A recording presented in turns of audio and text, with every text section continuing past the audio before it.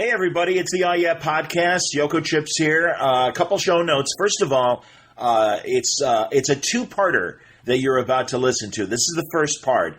And, it was just a great long conversation we literally did last night, the day after Christmas, Boxing Day. We call it Lexmas because of our love of the myth of Lex Christ, Jesus' evil brother that Artie conceived of. You're going to get some more interesting ideas of biblical times from Artie in this episode. We even talk about, and this is a real thing that you can honestly look up. In fact, the information I was going from was Catholic.com about the other apostles. And, of course, we get into some heavy Rise of Skywalker conversation as well. But this is only part one. It's going to kind of end abruptly. I'll have a little tag at the end of the show letting you know, too, to also listen to part two. 4.5 hours of conversation between all of us. So I hope you enjoy it.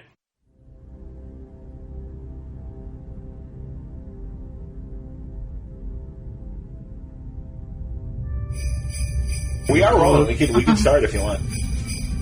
Hello there. Hey, Hello happy Lexmas to us all. Yeah. I like Lexmas. Festivus for all of us. Yeah, that's like our Festivus is Lexmas because of Lex Christ. This is the day we celebrate Lex Christ. The birth of Lex He Christ. came after Jesus. It was Mary's afterbirth. Ooh, Ooh. You gotta clean up all that placenta. Joseph. I like how we're starting right off the bat with that. I'm glad we're in a major for this. Holy cow. Woo. We should explain that not everybody's here, but will be later. So this may be a part one of 4 episodes that we're doing or something. I don't know. You know, we should do what Comic Geek Speak does. They get we get together one night and we talk for either 2 hours or 3, and then we divide it into separate episodes. So that way we always have material, and anyway, because it'd be like a Jerry Lewis marathon. We could do this. Is the almanac. It's the seasons have changed, and the harvest is over.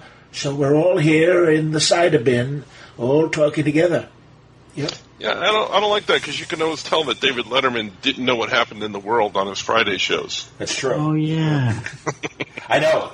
That's great. I used to do the same thing. Like just listen to what the jokes were about on the monologue, and it was like, ever seen the inside of your shoe? It's like, okay, yeah, sure.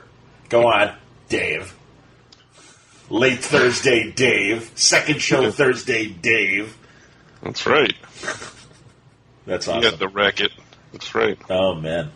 And I'm telling you, I keep learning more and more about Johnny Carson's animosity towards Bob Hope as they got older. Because, oh, really? Oh, boy. Yeah, because, and for younger people listening who don't care. Yeah, just fast forward to the 27-minute mark. But Big and Bob usually come up on these Lexmas kind of shows that we do. Because, hey, how's it going, everybody? I think before I beat my kids, I'll sing a song for you. Sing something with David Bowie and beat some oranges. Hey, who's the weird English kid here that looks like an alien? Let's let him in and sing a song together. Why has he got 2 different color eyes? Hello, I have a red eye and a blue eye. I like how Bob Hope always called them specials. They were always Bob Hope specials, but they were on every week. Yeah, everybody, how you doing? I'm saluting the All-American football team. Nobody gives a damn anymore, but I'm doing it.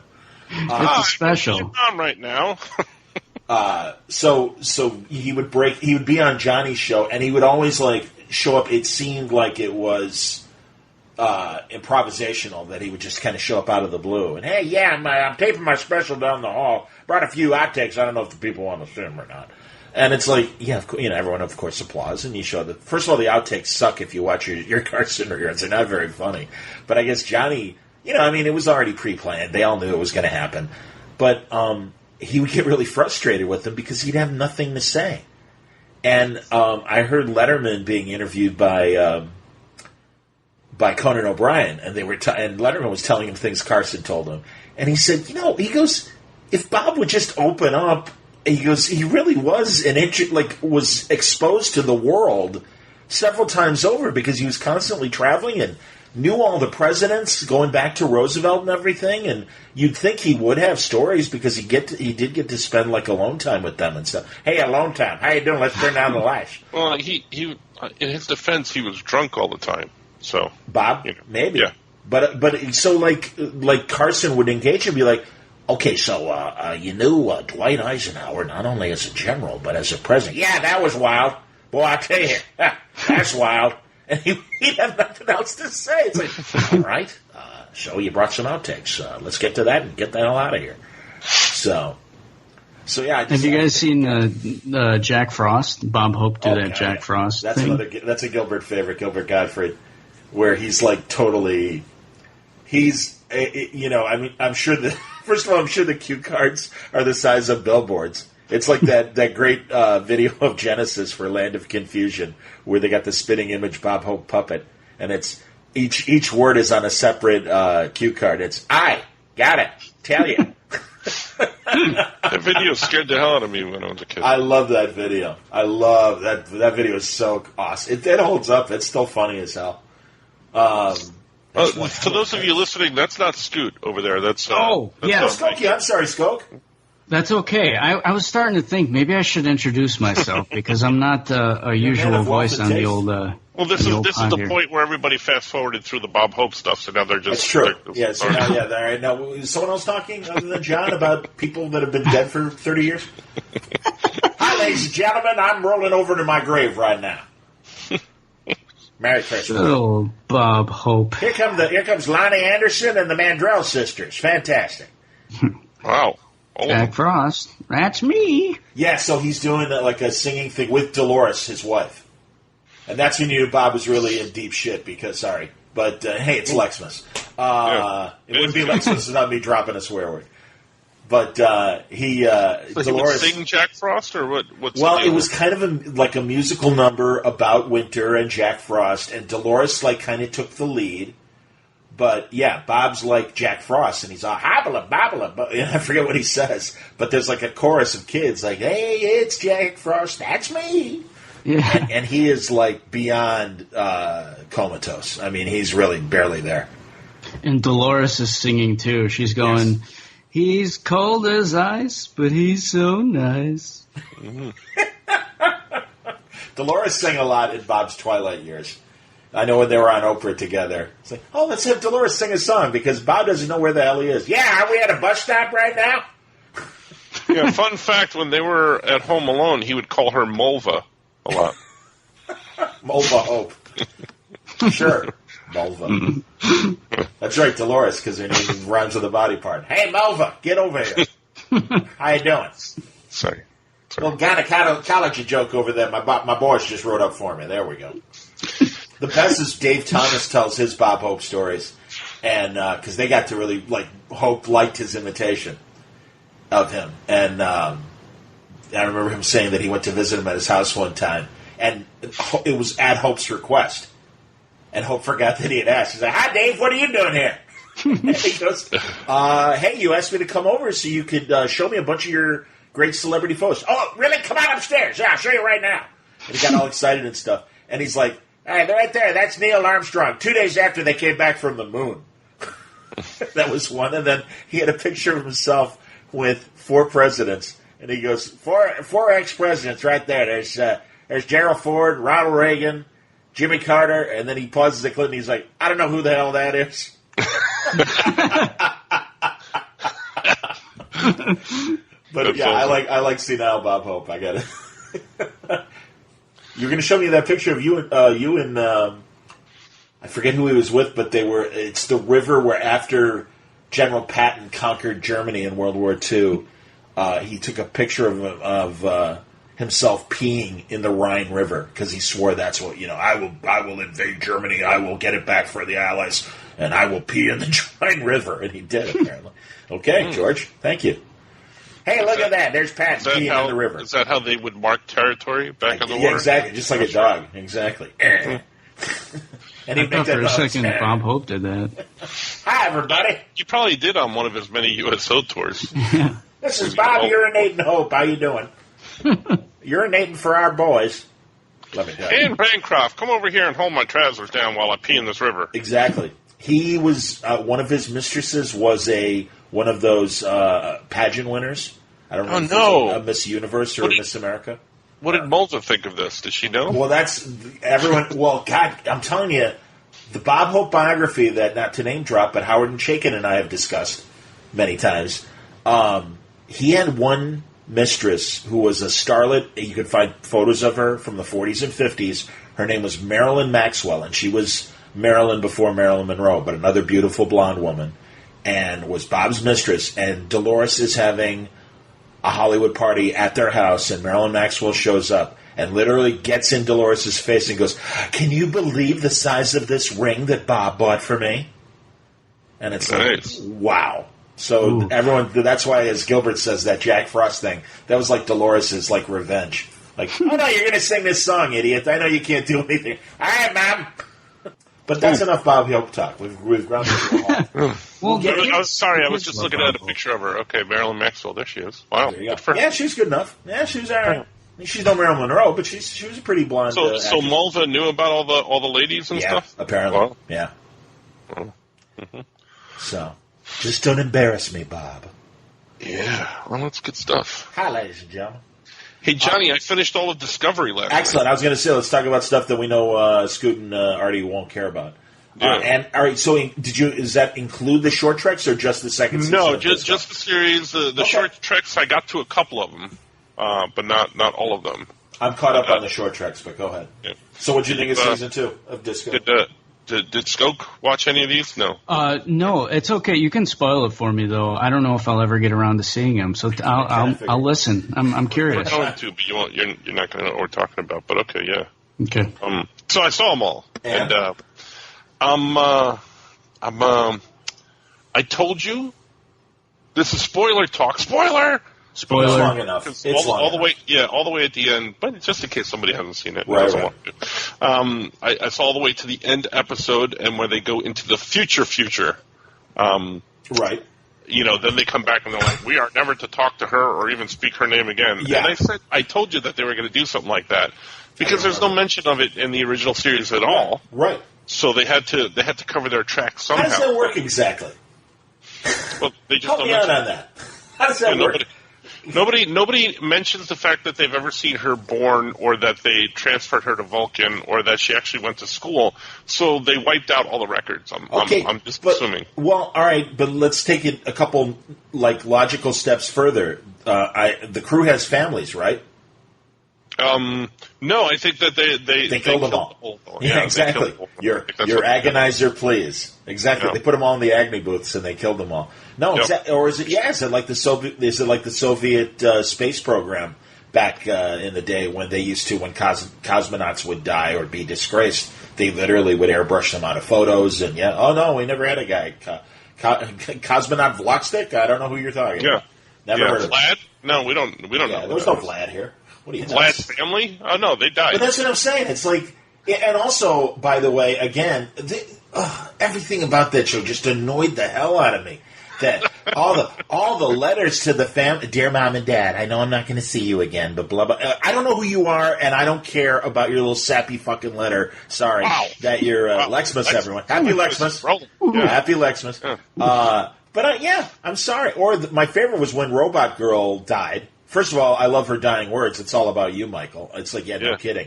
Every damn episode is about stupid Michael Burnham. Good Lord. But then they have her for such a feminist show. They named her Michael. What's up with that? I have no idea exactly. But anyway, there's Michael Leonard from the Waltons, Mother Walton. But anyway, it's a good name. So they have the funeral for Robot Girl. That's a longer funeral than Spock got in Star Trek 2. Wow. What the hell? What the hell? Yeah. And I don't like Spock's dyslexia. The only episode of season 2 they don't talk about that either in the future. Well, yeah. Well, and also, if he's got dyslexia, how's he able to do the thing in Star Trek 4 at the beginning when he's on Vulcan and all the computers, identify this thing, correct, da-da-da-da-da, correct, and there are like 3 computers, Skoke, spitting trivia at Spock. It's like he's at the worst bar trivia night ever that's like run amok. But he's answering every question. It's not logical. Exactly. It's not logical. Thank you. Very good.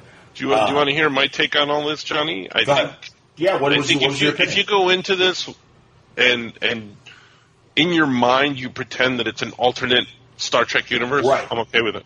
I understand. I just don't.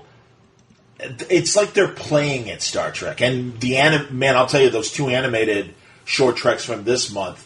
I mean, I was angry as hell about the Tribble episode. I didn't. Oh, the Tribble one, I remember. I saw that one. Yeah. With what's his face? John Benjamin, Archie. Yeah, that annoyed that. Who I like a lot and think is one of the funniest guys in the world. But they wrote him a really bad script and a really bad character. Mm-hmm. But yeah, the animated ones are a waste of time. I mean, feel free, obviously. I mean, they're only 8 minutes long, but they're still a waste of time. I'm gonna watch them at some point. Sure. Yeah. Yeah. But I was going to say, the only episode from the second season I really liked, and I did genuinely like it, is the episode where they go back to Talos 4, the planet from the pilot, the Cage, and Pike reconnects with Vina.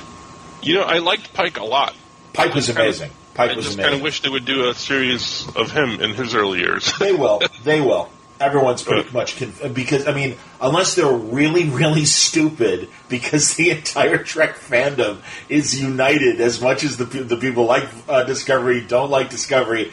Everybody likes Anson Mount as Pike. Everyone is screaming, so we're going to get a Pike series, right? Right. Well, we'll see. Yeah, shut up. I mean, and he's all over those short treks, so, you know. Go ahead. Can we get Anson? How about Anson Williams? Can we get him in that show? Poxy Trek. But Anson would mount Anson Williams. Come on, Ralph. It's the Federation. I like Anson. Come on, Ralph.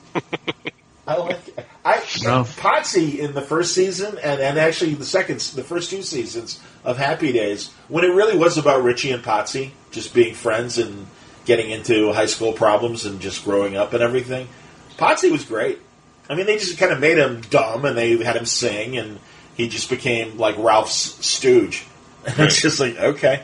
But I liked him when he was like, come on, Rich, let's hang out with the older kids and drink tonight. But there was a lot of shady things happening in. What do you mean? Where were they? Milwaukee or wherever the hell they were? Yeah, Milwaukee. Yeah, well, come on. In like the first couple of episodes, Richie and Joni had an older brother, and then you never saw his ass again. And also like 2 different actors, so like there's a lot of alternate universe stuff. And then he didn't even appear. Like they didn't have any other kids. That's it. Yeah, Chuck went upstairs and never came back downstairs. Yeah. Yeah. Well, there's the one that timeline. there's one episode where Richie moves out of the house and goes to move in with Chuck in his apartment, his college apartment and stuff. See, that's what I'm talking about. Yeah. I'm thinking. Michael Burnham and Spock went back and stole Chuck. Chuck Cunningham is on the Enterprise. Is on Discovery. Mm-hmm. Ensign Chuck. Is there a basketball court on the Enterprise? No. I think, yeah. Mm-hmm. Marion, what happened to our oldest son? You know who's aces at basketball? Colonel Potter. Oh, yeah, I remember that episode where he was saying shooting the free throws. Yes. He's going for the world record. Hey! Pardon me, your Colonel Tude. A holiday appearance from Jamie Farr. Yeah, and he was on Incidentally, we celebrate Christmas as well, but all of our eggs are blood red. What? I watched Scrooge the other night, and Jamie Farr was in it. He was on the Christmas special. God bless us, everyone. Who did he play? He was Bob Cracknell. Was he? He might have been, because I know... Scrooge was Buddy Hackett, yeah. And then, Jamie Farr was Bob Cratchit, that's right. And Penny Tim was Mary Lou Retton. I do remember that because she does a backflip for God bless us, everyone. And I forgot that it was a Richard Donner film. I did too. Wow. Because I was watching it, and it came up, Richard Donner film. I'm like, oh my gosh, I can't believe it was Richard Donner. And then every Murray brother was in it too, because I think that's the only movie where they all appear together. And I'm doing I'm kind of going through the thing because I know the real young one is in Groundhog Day. I don't know if Joel is in Groundhog Day or Brian Doyle. So I think you might be right. I think that might be the only film. Because his brother in the movie is his actual brother, younger brother. Right. And then his that's Joel. I forget if it's the younger or the other one who was on a couple of different TV shows. That's Joel, right? Party scene. No, there's the other brother, who's at the party scene when they're Oh, yeah, with all the friends. Yeah, yeah. When he goes back in time, Brian is his father. Right. In the flashback scene. Right. So, yeah. I had a Bill Murray encounter. Go for it. Well, this was 2017. Your French fries? Wow, that recent. Interesting. Go on. Yeah, it was not too long ago. Bill was doing a tour. He was doing some sort of he had an album come out where he did songs and poetry with 3 musicians. Yep. And he was doing a tour with these people, and they stopped at the Chicago Symphony and did a show there. I was going to try and go to that show, but did not. Go on, please. It was good. I was there in the audience, and I saw the show. It was excellent. They were great. He was funny. He was singing. He was dancing. He was doing poetry. And then they had like a meet and greet thing after the show. Wow. And I thought, oh, man, this could be a chance to talk to Bill Murray or at least see him in person. So, you pay extra money, you can go to this VIP thing. And it was called Pizza and Beer with Bill Murray.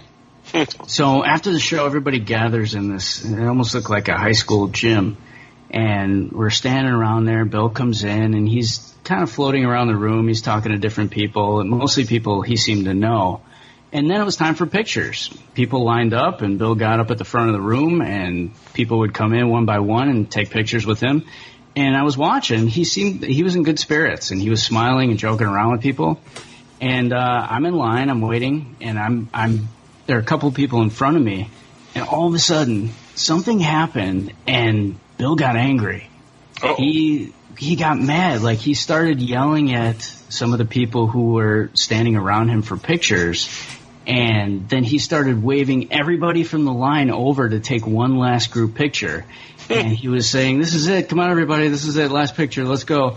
And they took the last picture, and he left. And the people from the CSO said, "I'm sorry, he's gone. Like, there won't be any more pictures." How long was he there before he exploded and left? I'd say that he was probably there for about an hour. Okay, go on.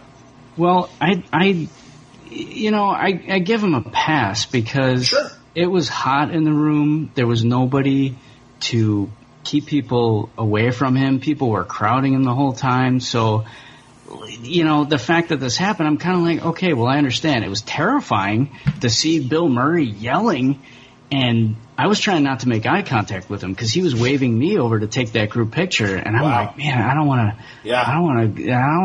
this guy to get mad at me. So, it was really strange. But, I always heard great stories about him being out in the world and encountering people. And you don't know what the reason was, what happened or anything? Or I read later. Because over the next couple of days I was looking for anything out there that might have explained what happened. And I guess some people, there was an official photographer there taking pictures of everybody with him. Okay. And some people were off to the side taking pictures with their phones. And I guess that's what set him off. He saw the people taking pictures with their phones, and he didn't like it, and that was enough to set him off. Mm-hmm. Interesting. I saw, again, and I get it, I saw something similar with Harrison Ford. I can't remember the name of the movie, and I just now was trying to look it up. It's the movie where he's a doctor, and I think Brendan Fraser and I forget what woman play a couple, and they've got a kid with a terminal disease. And Lorenzo's Oil. Yeah, no, something like it though. That was Peter Fonda, I believe. But anyway, no, that's actually a good callback. I'll accept that. We'll accept that, even though it's incorrect. Half point. I can't remember what it's called, but anyway. So he was there promoting this movie, and he was willing to do autographs. And they're like, okay, what we're going to do is Mr. Ford is going to come out. He's going to sit here. We would like the line to end here. And it was like a good 15 or 20 feet away from Ford. And then the person, they would walk up one by one and get whatever they had signed or whatever. But they're like, okay, so please follow these rules. They could not have been more like you're talking to a 3-year-old or your 85-year-old grandfather. Sit over here, and then we'll go. Come on, Johnny. So, shh. And then Ford came out, and then, and as soon as Ford came out, like literally 50 people rushed up to the table, and it's like, okay, what did we just say? Right. And there were two guys who had. One guy had a Han Solo giant movie poster, I forget from which Star Wars movie, and one guy had an Indiana Jones poster, and I forget which movie. But literally, and like Ford is just like, because he wanted this, and it's just like, all right. Yeah. And they got control of the room, and it's like, okay, can you please do this? People just feel entitled. You know that happens all the time, and I hate that. Yeah. Well, it's a lack of manners. Yeah. It was also Extraordinary Measures. Thank you. Exactly. Ooh. Well done. Yeah. There you go. Attaboy. So yeah. So I saw, and then I know I've told the Bill Murray story. I think I've told it on the podcast before at the Score. The Score's the sports station in Chicago to remind people out of town. But it was after I left. It was in the 2000s, and they arranged for Bill Murray to show up on. There's a million bars around Wrigley Field, and they were broadcasting from Sluggers or Bernie's or one of those bars. And, okay, Bill Murray's going to be here at some point in the broadcast. We can't wait to see him or whatever. And Murray walks in the front door, and he's got his little, I don't remember which son it was, but his kid was like, under 10 years old. Probably younger, probably like 6 or 5. Everybody goes nuts, and it's screaming. Scares the hell out of the little kid who grabs his dad's leg and starts crying. Bill picks him up, spins on his heel, walks out the door, and never came back. Oh, no. Yeah. And seriously, the rest of the remote, all the hosts were just blindsided, like, but he was here. He was in the room. We were going to have him. It was the first time he would have ever been on the Score. And, yeah. And the last. And apparently the last, yeah. So, I mean, it's, it ain't easy being these A-listers like that. I understand. Yeah, people like you said, people are entitled. They have no buffers. They see no shame. I know. Go ahead. I was going to say that's why when Bill flipped out and started yelling and left, I mean, while it was kind of traumatic to watch and see this happen, at the same time, like in the time that's passed since then, I can't help but think, man, that has to be hard to be somebody in his position, to be that well known and well liked. And to have it be hot in that room and nobody really watching out for him, it's tough. I mean, I get it. Yeah. Well, I've had this conversation with you, Johnny, and definitely with my wife. And by no means am I comparing myself to Bill Murray or Tom Cruise or anything. With the amount of celebrity that I have is minuscule compared to what they go through. And some of the things that happen at shows, or when you get a fan that's overzealous. And I've encountered that a couple times. My mind goes to, I wonder what it must be like to be like one of these guys. Yeah. Where this is a constant thing on a daily basis, like, wherever they go. Yeah. It's gotta be like insane having to deal with that. Cause post-convention, Kelly Sue DeConnick, I always quote her. And she's like, when people go, oh, you're famous. She's like, no, I'm comic book famous. Right. She's like, as soon as I leave the convention hall and I take my badge off, I'm just another putz waiting for coffee in line at Starbucks. Right. And it's like, yeah. Well, yeah, I mean, I've told this story where, when I was on a field trip with the kids in front of the Metropolitan Museum of Art, and I'm chaperone, I'm in charge of the trip, and I'm counting the kids. I'm doing a head count, having them get on the bus. And someone tapped me on the shoulder and recognized me and wanted to take a picture with me. And I was like, okay, hold on a second, because you always want to be nice, but, I'm like, I play, 28, 29, 30, I got all my kids, okay, I can take a quick picture, but I got to go, I have other responsibilities. But I can imagine what that's like, for these guys anywhere they go. It's got to be insane. And Skokie, you're too old, but it's funny, on Christmas Day, WGN TV always runs this one great special, and I don't know if they run it nationally or not, Franco. I don't know if you ever saw it, but it's about their kids shows. And like the Bozo TV show was a big deal here in Chicago. No, I wouldn't get the crap. Okay, and it was like three different shows, and this guy, Yoko, I think I know. I think Bozo it was one of them, the Susie Snowflake. Is that what? Yeah, that's where they show the old black and white cartoons of Susie Snowflake and Hard Rock Coco and Joe, and a weird 50s Frosty the Snowman. Sure. But yeah, those are the short cartoons. But the shows were, they were on every day. They were 5 days a week. They were on every morning we'd wake up, and this guy Ray Rayner was our cartoon host, but he would also have real news and even traffic reports and the weather and all that stuff. And he was just, it was classic television. They all started in the 60s. And, there was just, old-fashioned TV where there'd be a guy playing the organ and they'd sing a song or whatever, or they'd have a crafts little thing with students and different things like that. They'd have one of the guys from the Lincoln Park Zoo, and, "Hi, Ray, this is a turtle, and turtles live in their own environment." Stuff like that. Anyway, these were institutions, and literally they were on for, like, some cases 30 years, some were on only 20. So there's this one guy, Fraser Thomas, and he was really like a legend in Chicago and stuff. And I remember he lived in my town, Wilmette, and I was at the grocery store, and there were like 5 kids that were maybe second graders, young kids, and they saw Fraser Thomas, and they were starstruck, and they kind of creeped up to him, and they were really nervous. You could hear it in their voices. "Hi, Mr. Thomas," and he shut them down. So fast. Yes, hello, children. Excuse me, I'm very busy. Ooh, and I'm like, dude, 5 extra seconds. "Hey, kids, wow, thanks for saying hello. It's really nice to meet you. I gotta run. I'm really sorry. I wish I could stay longer. Thanks a lot for watching. It was nice." No, Johnny, because he was having that Bill Murray experience. Yeah, or he's being angry Yoko Chips. Angry Frank Thomas Chips. It was hot in there. Little Johnny Yoko Chips came up to him like 5 minutes before that, and really ruined his day. But on that special, I learned even more about him, and his show was Garfield Goose and Friends, and they had these puppets, and he came up with the whole concept, and it was very Kukla, Fran, and Ollie, Franco, if you've seen your... those I remember, yeah. Very much like Kukla, Fran, and Ollie. Same kind of jokes, which also created in Chicago.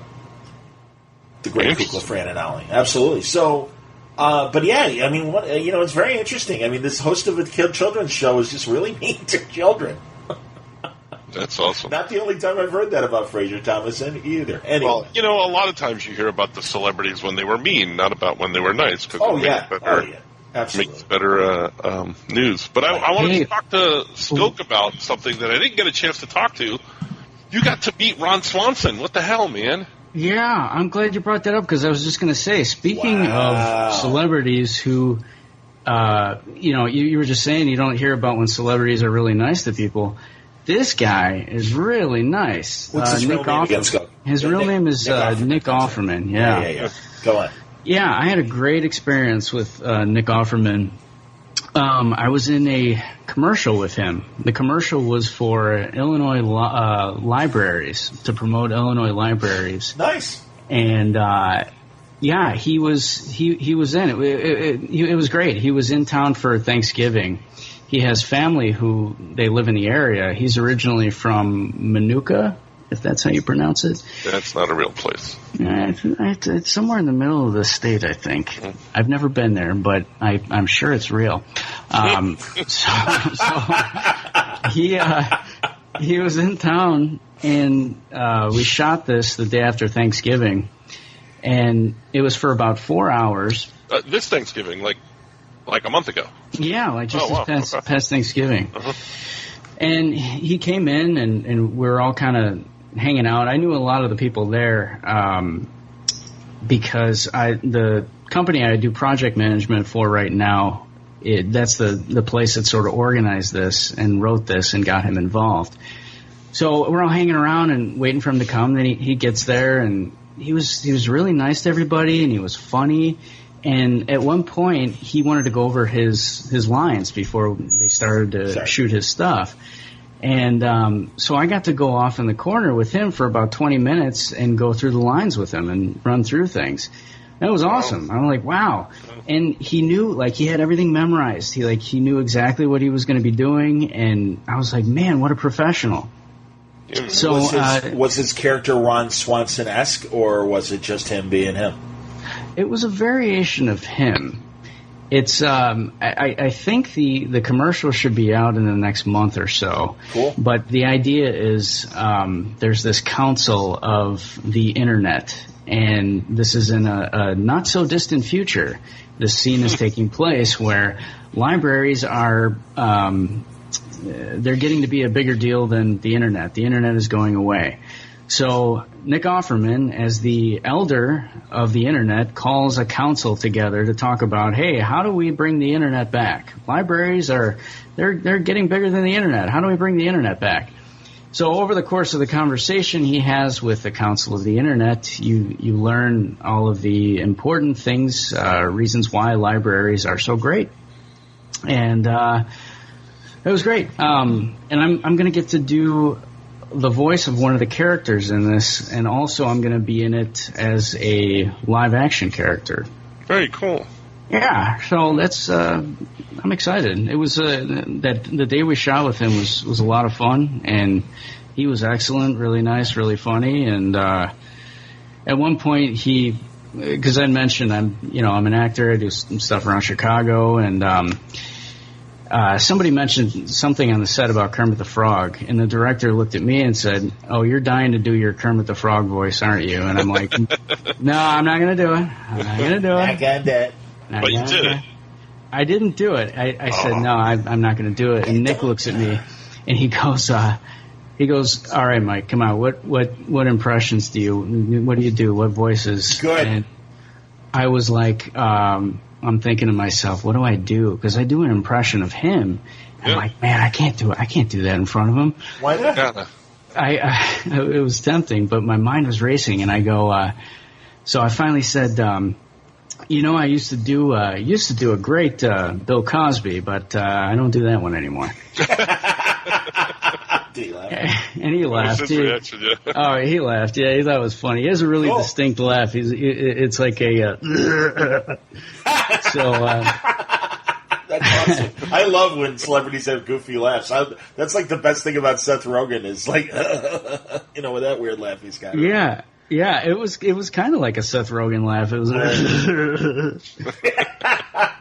Well, all right. I'm expecting people to join us, and we'll wait. Well, actually, we'll wait until it's 5. But I do want you to get in initial thoughts on. We are obviously going to get into the rise of Skywalker, and we'll probably get in the meat of it when the others come over. Before that, I wanted to get your take on the Eddie Murphy Saturday Night Live thing. Whose? Yours and Skokie. Oh, you don't think Artie and well, I'm sure, but yeah, if Skokie's going to take off because he's not going to stay with us the whole time, I'd like to hear what he does his Cosby impression too. So he does. He got a shot in at the cause in the monologue there at the beginning. Mm-hmm. And we got a protest. We got a protest comment from jail, live from the cell block. You see. Oh, that's right. He commented. I didn't hear what it was. What did he say? Yeah, what did he say? I'm going to look it up, but feel free to riff while hey, that's not very funny, Eddie Murphy. You're not a funny dude. The child had the nerve to make fun of me, you see. You're supposed to be saying nice things and being funny, not making fun of the cause. Yeah, what is Cos going to say? I'm blind. I can't see what you're doing. I can't see it. Stage or something. I'm glad I couldn't see that. That's awful. I'm sorry. I looked up Cosby, and it didn't take the O, and so I had Osby, and there's a company called Osby Water Systems. No! Free plug. Yeah. Osby. So you were doing something before we got on the air that I want you to do on the air now. Yeah, really. You were doing an Obi-Wan Cosby. Oh, yeah. Because we can do Rise of Skywalker. We're going to talk spoilers, right? Oh yeah. This whole thing is spoilers. Yeah. Well, then hold on, because I got the quote before we forget. Oh yeah, let's hear the quote. Relationship between Eddie Murphy and Bill Cosby, the most influential black performers of the 80s and 90s, and also arguably all time, has always been a fraught one. Murphy has talked in the past about the unasked for advice the older, more respectable Cosby would send his way during their respective heydays about being the right kind of black comedian in America. Mm-hmm. The irony of which the Coming to America star clearly seemed to relish during his monologue on Saturday Night Live, in which he pointed out how weird it is that he's now a comfortable, respected, mostly quiet, stay-at-home father, and Cosby is a registered sex offender who's currently serving time in jail. And as Cosby, or as Murphy said, I'd take that bet. Yeah. I would have taken that bet, yeah. So here let's see. In which Murphy busted out his Cosby impression, the one he declined to employ during the show's 40th anniversary special. Remember, he was supposed to be on Black Jeopardy as Bill Cosby. But on the grounds of not kicking the guy while he was down in order to ask, who's America's dad now? Yeah. Convicted sex offender Bill Cosby, whose representation issued a statement today condemning Murphy as, among other things, a Hollywood slave. A spokesman for Bill Cosby has fired back. Really? Here, let's see. Is that for real? Yeah. Oh, my gosh. Hold on, let's see. A spokesman for Bill Cosby has fired back at Eddie Murphy after the comedian made jokes at Cosby's expense during his opening monologue on Saturday Night Live. Mr. Cosby became the first black to win an Emmy for his role in I Spy, and Mr. Cosby broke color barriers in the entertainment industry so that blacks like Eddie Murphy, Dave Chappelle, Kevin Hart, et al. Could have an opportunity to showcase their talents for many generations to come. It is sad that Mr. Murphy would take this glorious moment of returning to SNL and making disparaging remarks against Mr. Cosby. One would think that Mr. Murphy was given his freedom to leave the plantation. Okay, wait, I want to make sure I get this right, kids. Yeah. One would think that Mr. Murphy was given his freedom to leave the plantation so that he could make his own decisions. But he decided to sell himself back to being a Hollywood slave. Step and fetch it plus cooning equals the destruction of black men in Hollywood. Remember, Mr. Murphy, that Mr. Cosby, and is there more? Jesus, this is a long statement. Because I thought it was the whole thing on the thing there. Okay. Remember, Mr. Murphy, that Bill Cosby became legendary because he used comedy to humanize all races, religions, and genders. Yeah, when he wasn't raping people. When he wasn't raping women, exactly. And, but your attacking Mr. Cosby helps you embark on just becoming clickbait, like what I'm doing right now. Hopefully, you will be amenable to having a meeting of the minds conversation in order to discuss how we can use our collective platforms to enhance black people rather than bringing all of us down together. That's just Cosby trying to get Eddie Murphy to meet with him to bring some legitimacy to him being in jail and not wanting to be there. Yeah, exactly. Yeah. Come on. Please. Hey, Eddie, can you please tell them to let me out? This is ridiculous. I'm afraid of dropping the soap, you see. I've been in here a long time. They're throwing stale hot dog buns at me. That was real. That really happened. They got drones. Did it really? Yeah. Not to mention what the definition of a Jell-O pudding pop is in jail. Oh, my gosh. Oh. That's right. You know, George Lucas offered me a part in the new Star Wars movie. Cause it's J.J. Abrams. So George Lucas said, hey, he called me up and said, hey, Cos, I want you to come in at the end and be one of them Forcey ghost guys. And I said, sure. Because he'd be a Force ghost. Yeah. Force ghost dad. Oh, yes. Thank you.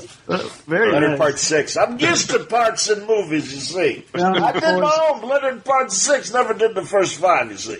They call me Cosby One Kenobi. Hey, now that's the name I've not heard in a long time, you see. These aren't the droids you're looking for, you see. You see. You must come with me to Alderaan, man. Now, your father, you see, was the best damn pilot I ever saw, you see. Hey, don't use the Force, Luke. That'll get you in trouble. I know. I sliced Darth Maul in half, and he came back and had, like, octopus legs, you see. That was pretty cool. Hey, that's a good trick, Darth Maul. Oh, boy. Just don't go to the dark side, please. It's awful. Weird Harold, when he became a Sith Lord, you see. That's right. Weird Harold, was he the one with the on the Cosby Kids? Which one was the one with the hat over his eyes and face? That would be Dumb Donald. Dumb Donald became a Sith Lord. And then I forget the name of the other guy who had the speech impediment. Hey, Bamamba. That was you're speaking of Mushmouth, I believe. Okay, maybe I might be confusing Mushmouth and Dumb Donald because, I think you're right. I think Mushmouth had to be the one that had the speech impediment. That would only make sense. Mushmouth, you see. Cos, don't you think that's going to make kids who have a speech impediment? Nah, I got a degree, you see. That's fine. We'll call him Mushmouth. It's fine. It's a joke. It's a comedy, laughy thing. If a woman gets upset about it, we'll just put something in her drink, you see. That's all.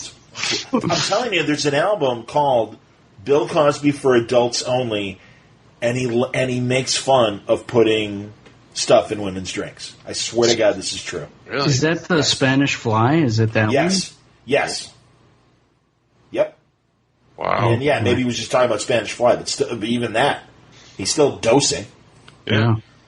Well, it was acceptable back then. It's just not acceptable now. Well, come on, Johnny. All right, we were talking off the air about Gilbert Gottfried's podcast, and he and Mario Cantone did a version of "Baby It's Cold Outside," and I really, man, the whole like the mischaracterization of that song really irritates me. Didn't we talk about this on another pod about the first time it was on? It was Ricardo Montalban sung it. Well, that's what I was going to. I don't know if we did say that. I was going to say that. Yes. Do you realize it's cold outside? Yeah, it was in a movie about swimming. Yeah, it was so in Esther Williams. Yeah, it was in Esther Williams. Yeah. No, Esther Williams. That's right. Yeah. Yeah, because they were paired a couple times in movies and stuff. Montalban and Esther. Again, Montalban did everything at MGM. Everything. Yeah. He's a bad guy. He's a detective. There's a boxing movie called Right Cross that I have saved on my DVR that I keep meaning to sit down and watch.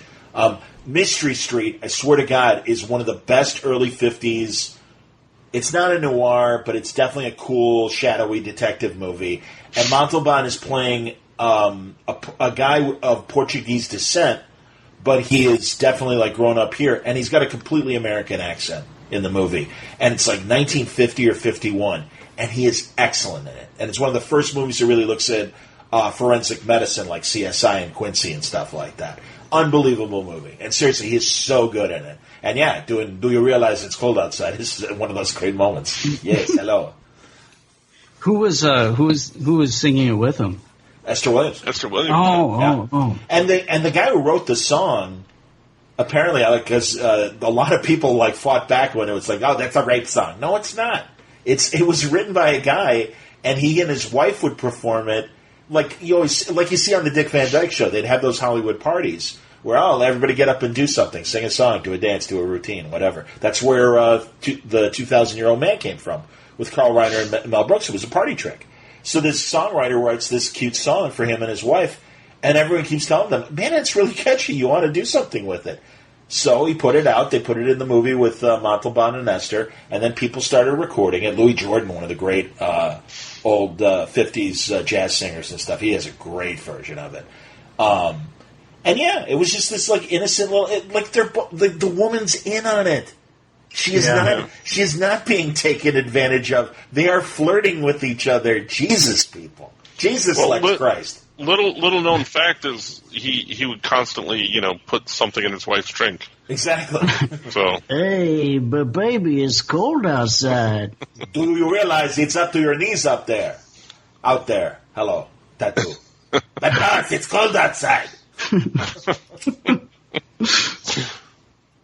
Baby, it's cold outside. Exactly.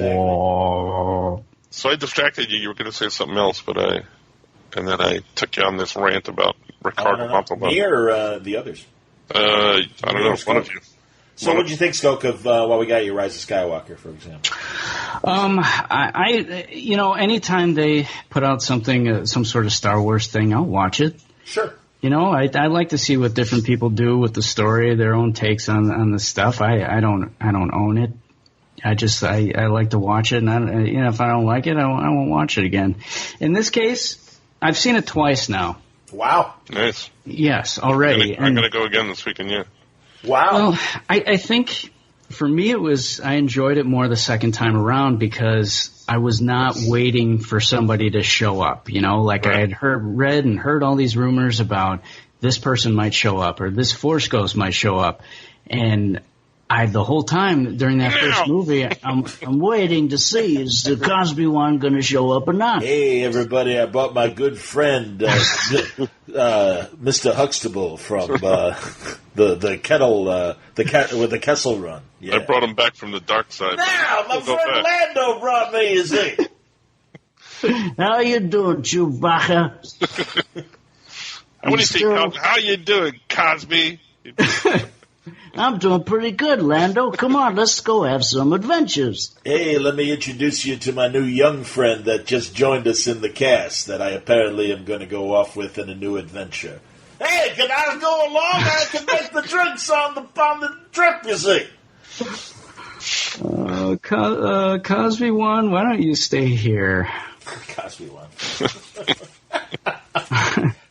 Poe Darren, hey, don't worry, everybody's coming. Yeah, I'm coming too. Yeah, why don't you stay by, Cosby Woman? It's cool. We got this. Oh, come on. I just want a TIE fighter and everything, you see. I got a lightsaber. I'm coming in. What's that? Go, you do yours. we canceled each other's Cosbys out. I know. I'm sorry. We're both jumping like comedians. Too many Cosbys in this universe. It's like a J.J. Abrams Star Trek film. Now it's Cosby Highlander. There could be only one, you see. Yeah, that's right. That's what I said. No, Johnny, you're a mirror universe Cosby, and then Skokie. That's funny. I'll be evil Cos with a beard. See, evil Cos is actually a good guy. And I'm drink down, you see. What? I'm the cool Cos, though. I'm a cool dude. I'm the one from the 90s that had the CBS show with Madeline Kahn that everybody hated, you see. I'm the one from the show Cosby where I wear glasses and one of those cool hats. I was the one from the variety show that didn't make it past half a season, you see. I like the gym teacher one. That's my favorite Cosby show. And that's one that has Don Knotts. Oh, I came to your door. Yeah, I'd like to see that episode with Cosby and Don Knotts together on sharing a screen. That's that. You know the theme song to that show. That's that. Ooh, Lord, gonna get some raggets and some rolls and some raisins. And he talks nonsense throughout the song. Oh, I've never heard that. Oh my God! I'll text you the YouTube of it. It's great. It's written by Quincy Jones, and it's a great funky song. And causes just, scatting through it, jazz talk. And there's one moment in the song where it goes, and the music cuts out and Cos goes, and literally, that's exactly, you have no idea what he's saying. All this stuff that you're talking about Cosby makes me wonder, why didn't people know he was a degenerate before? Before now, the way with all the stuff you just described. And I always get his name wrong. It's Harrison Burris, right? He's the one who kind of Hannibal Burris. See, I knew I was going to say it wrong. I knew it was either close. Hannibal or Harrison. Yeah, but I'm an asshole when I get it wrong. Ooh, Happy Lexmas. How you doing? That'll be my hi Bob every time. Every time Johnny says, "Look, Daddy, every time Yoko swears, an angel loses its wings." Someone falls to hell. You weren't there to save Harry because Yoko wouldn't stop swearing, George. Oh, man. What was my point? All the men in that transport died because Yoko was swearing. Oh, for Pete's sake. Jeez, Yoko, shut up or I'll hit you again. Huh, you kidding? Bert, that's it. Oh, you go out the door or out the window. That was a caricature, right? Out the door, through the window. I love Sheldon Leonard. You all right, George? He's the best. I love George. Cosby connection with that guy. That's Sheldon Leonard. He was the producer, I Spy, right? He was the producer of I Spy. The bartender? Yep. Wow. Yep. He became... All right, so first he was doing gangster roles and tough guys like you see him in It's a Wonderful Life. Then, when radio was still happening, he started writing radio scripts and getting them sold while he was still acting. Then he became a behind-the-scenes producer, and he produced Danny Thomas's sitcom Make Room for Daddy. Oh, wow. And became Danny Thomas's partner, and they produced Dick Van Dyke and Gomer Pyle and Andy Griffith and I Spy. Yeah, he became quite the television mogul. Absolutely, very cool guy. Tough guy. And then He's in a 2-parter on Sanford and Son where they're in Hawaii and he plays a gangster in that. Where there's like stolen diamonds and they wind up like they look like Fred's suitcase. Hey, Lamont, I got diamonds in my suitcase. Wow. But anyway, so yeah, Kaz. You see. Oh, no, Cosby. All right, now we got to put Kaz and I'll like put him in It's a Wonderful Life. Zuzu's pedals, you see. My mouth's bleeding, Bert. My mouth's bleeding. What do you know about that? Merry Christmas, Mr. Potter. You know, you're just a scurvy little spider messing in people's lives and have them live in your stupid Potterville with the thing, you see. And that goes for you, too. When it goes for you, too. Hey, Violet Baines, why don't you come over? I'm going to make some tea a little bit later, you see. Violet Baines, I'm a big fan. Gloria Graham. She's in a million noir movies. That's the only thing I've ever seen her in. Interesting. If you went there, George, Violet Baines wouldn't have turned out to be such a whore.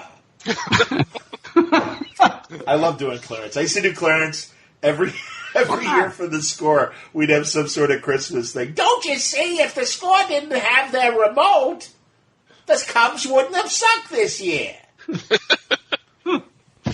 Clarence. Help me, Clarence. I like that guy in the lighthouse or whatever when they're getting warm and drinking coffee, and he keeps wanting to spit out his tobacco. And, wow, I'm an angel. You know what I did notice because I just watched it just yesterday because it was on. Yeah, me too. Christmas Eve. I try watch it every year because I just love that movie. But good Lord, yeah. A lot of people, I notice something different all the time, and this time around it was like everybody's very belligerent towards each other. You know, like what do you mean? Like when like if he's talking to Clarence will talk. Hey, shut up now! You know, there'll be a lot of that. Really? You know? Put a sock in it, George. I'm making a point. You shut up now. Because first of all, I love 20-year-old Alfalfa. Yeah. At the pool, the dance floor that becomes the swimming pool. Oh, yeah. Oh, I'm sorry. That's Artie's like one of his best moments when he does Alfalfa. Why don't you go? You know, stop bothering people. Yeah. Well, I'm sorry. Hey. Yeah, he does a great. He's like, gee, I'm sorry, I didn't mean to. Hey. This is a very interesting situation. There's a great Mysteries and Scandals episode from E! From the 90s that AJ Benza hosted, and they look at the Little Rascals. First of all, the Living Little Rascals were just a riot. I was going to swear again. Butch was still alive, Alfalfa's rival and stuff, and the one that was like the Poindexter, I forget, Waldo with the glasses. Mm-hmm. He was still alive, and all of them are like, yeah, Alfalfa was not a nice kid. He was a jerk. And like all these really gross things that Alfalfa would do as a kid, like he'd like pee in the corner or pee on lights for the to shoot the thing, and they would screw up the lights. Nice. Wow. Alfalfa was just a terror. And then when he became too old to do them anymore, there was like a low budget attempt to do like a teenage version of the Little Rascals, and not the East Side Kids, but do the Rascals. And Alfalfa was in those, and they sucked. Like they were called like the Gas House Gang or whatever. Alfalfa smokes now. I don't know, but anyway, he was considered for a part in Rise of Skywalker too. I think Alfalfa. Yeah. I want to vote for Alfalfa. Alfalfa. Like, wait a minute. Vote for Alfalfa. You want me to be a Jedi? Hey, that was Darla's hanging out with Leia and Porky. Did you see Buckwheat on SNL? They did the Masked Singer. Very funny. It's good stuff. It's good stuff. And that goes for you, too. And for your little dog, too. Oh, no, sorry, completely different movie. I'm sorry. I got to say, Black Jeopardy was just okay. I was a little disappointed in the Black Jeopardy. That's the only one that I'm like, it was all right. And Mr. Robinson was fine, but it was so greatest hits. And it's fine. I mean, we all wanted to see it. Well, that's what everybody wanted to see. Oh, yeah. My favorite one was when the elf sketch at the end. Yes! And it was the last sketch, and it was amazing. Yeah. Doesn't matter what my name is. Don't matter what my name is, exactly. And also, when Cecily, whatever it is, Cecily Adams, isn't it Cecily Adams? When she was doing her thing, listen to this sexy ass elf.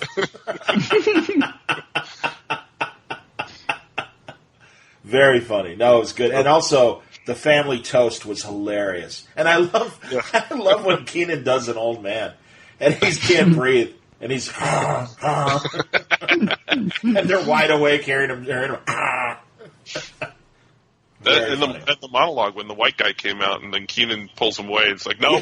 That was very funny. That was good. God, and seeing all that talent up there, that was fantastic. They were all funny. How come they didn't bring up, like, the Kings of Comedy guys? Yeah, you noticed that. I gotta say, the only one of the original Kings of Comedy that I really liked was Bernie Mac. But the more I hear Steve Harvey and Cedric the Entertainer without pretense, I like them a little bit more. But I always said, when Cedric the Entertainer declared himself Cedric the Entertainer, I'm like, yeah, I think we'll be the judge of that. I don't know, And the same thing when they called themselves the Kings of Comedy, I'm like, wow, that's pretty bold. But all right, whatever, But again, that said, I love Bernie Mac. He was great. Did you see Eddie Murphy and Jerry Seinfeld together? They were on stage. It's on YouTube. It's fantastic. It's 45 minutes. It's separate from the Comedians in Cars Get Coffee episode. It's a separate thing, and it's only on YouTube. I don't believe it's on Netflix. No, I haven't seen it. I only saw the Cars one. Yeah, I saw the Cars one too, but not this one. Joy Reid from MSNBC moderates and just has the two of them talking. And, just like you see in the Comedians in Cars thing, they were contemporaries in the late 70s in the New York clubs, so they really do know each other. Yeah. And they get into this discussion of who are the great comedians of all time. And apparently Jerry said Bernie Mac. And they were like, Bernie Mac, like all time? He goes, because like they were even discussing like who's on the comedy Mount Rushmore. And he's like, Bernie Mac on Mount Rushmore? And it was like, yeah, I get it. It was really funny, and it was great because Murphy was so relaxed on it, and I mean that's the great thing I think in his comeback. He seems very serene. Right? Yeah, he's like he's been there before. Yeah, he's comfortable with himself. Well, yeah. Oh God, him on SNL. I said the same thing about Joe Pesci in The Irishman. It's like watching a boxer come out of retirement and knock out the reigning champ. I mean, it was so dramatically great in both cases, Pesci and Murphy. I mean, he just owned SNL. The cake thing was hilarious. And then he swore. Yeah, the sketches were good because I haven't seen all of this season, but I did see a few from this season. And, there's always hit or miss. But this one was a solid one, I thought, all the way through. God. I really think so, too. I mean, like I said, the Black Jeopardy was just okay, but still good enough. Right. And Mr. Robinson, I'd give an A- just because, like I said, it's just like, okay, it's the greatest hits version. Fan service, basically. Yeah, and that's totally fine. And again, we all wanted to see it. Gumby was great. The news was outstanding from start to finish, and Cecily whatever was hilarious as Judge Jean Pirro. Yeah. And when she goes, yes. Merry Christmas to all my Christian friends, and to my Jewish and whatever friends, I said Merry Christmas! And when she was spitting up the wine. Very funny. And also, Colin and Michael Che at the end, when they exchange jokes every year. That's epic. Funny. Yeah. Epic. Like, and it always is. More often. They do. Well, they save it for once a year, and it's always that last Christmas show before the break. And that's the great thing, because as you saw, they genuinely make each other laugh at these jokes, and they are great jokes. Mm. They're ridiculous. It's very cool. I like the one about Michael Che about having the herpes virus might actually cure cancer. So if you had 6 months with me, if you did it in the last 6 months, you may have the cure for cancer. Very funny. Excellent. And yeah, the family toast though, every joke about that killed me. That was excellent. Good stuff. And it's a good I gotta say, like you said, and I agree, Franco, it is hit and miss a lot. But every year is like that anyway. Yeah. But this is a good cast. It is a solid cast. I'm just saying, like, I'm sure that, Eddie had a lot of input into the 100%. writing of it as well. But, I thought it was good from pretty much start to finish. Yeah. No, I agree.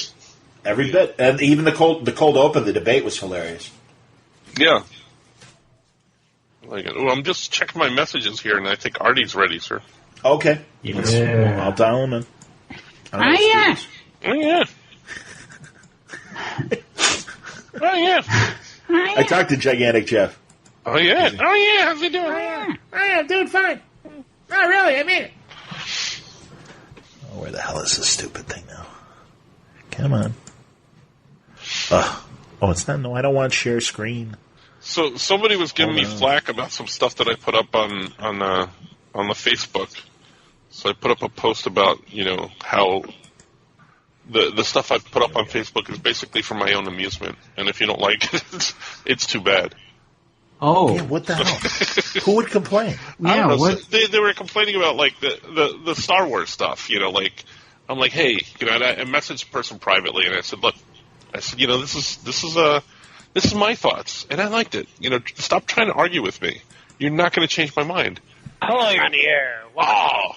Hey! And I didn't want to say anything on the air, but it was Art. It was Art who did it. No, it wasn't. Figures. Of course. Everything you hear about me is absolutely true. Welcome to the program. Oh, Artie, I'm sorry. Guy, that you texted 20 minutes ago. I apologize. It's all right. I'm here. Merry Lexmas. We're in Lexmas. Oh, Lex may the Christ. Lexmas be with you. Yes. And Exactly. also with you. Oh, thank you. He's still upset he didn't get powers.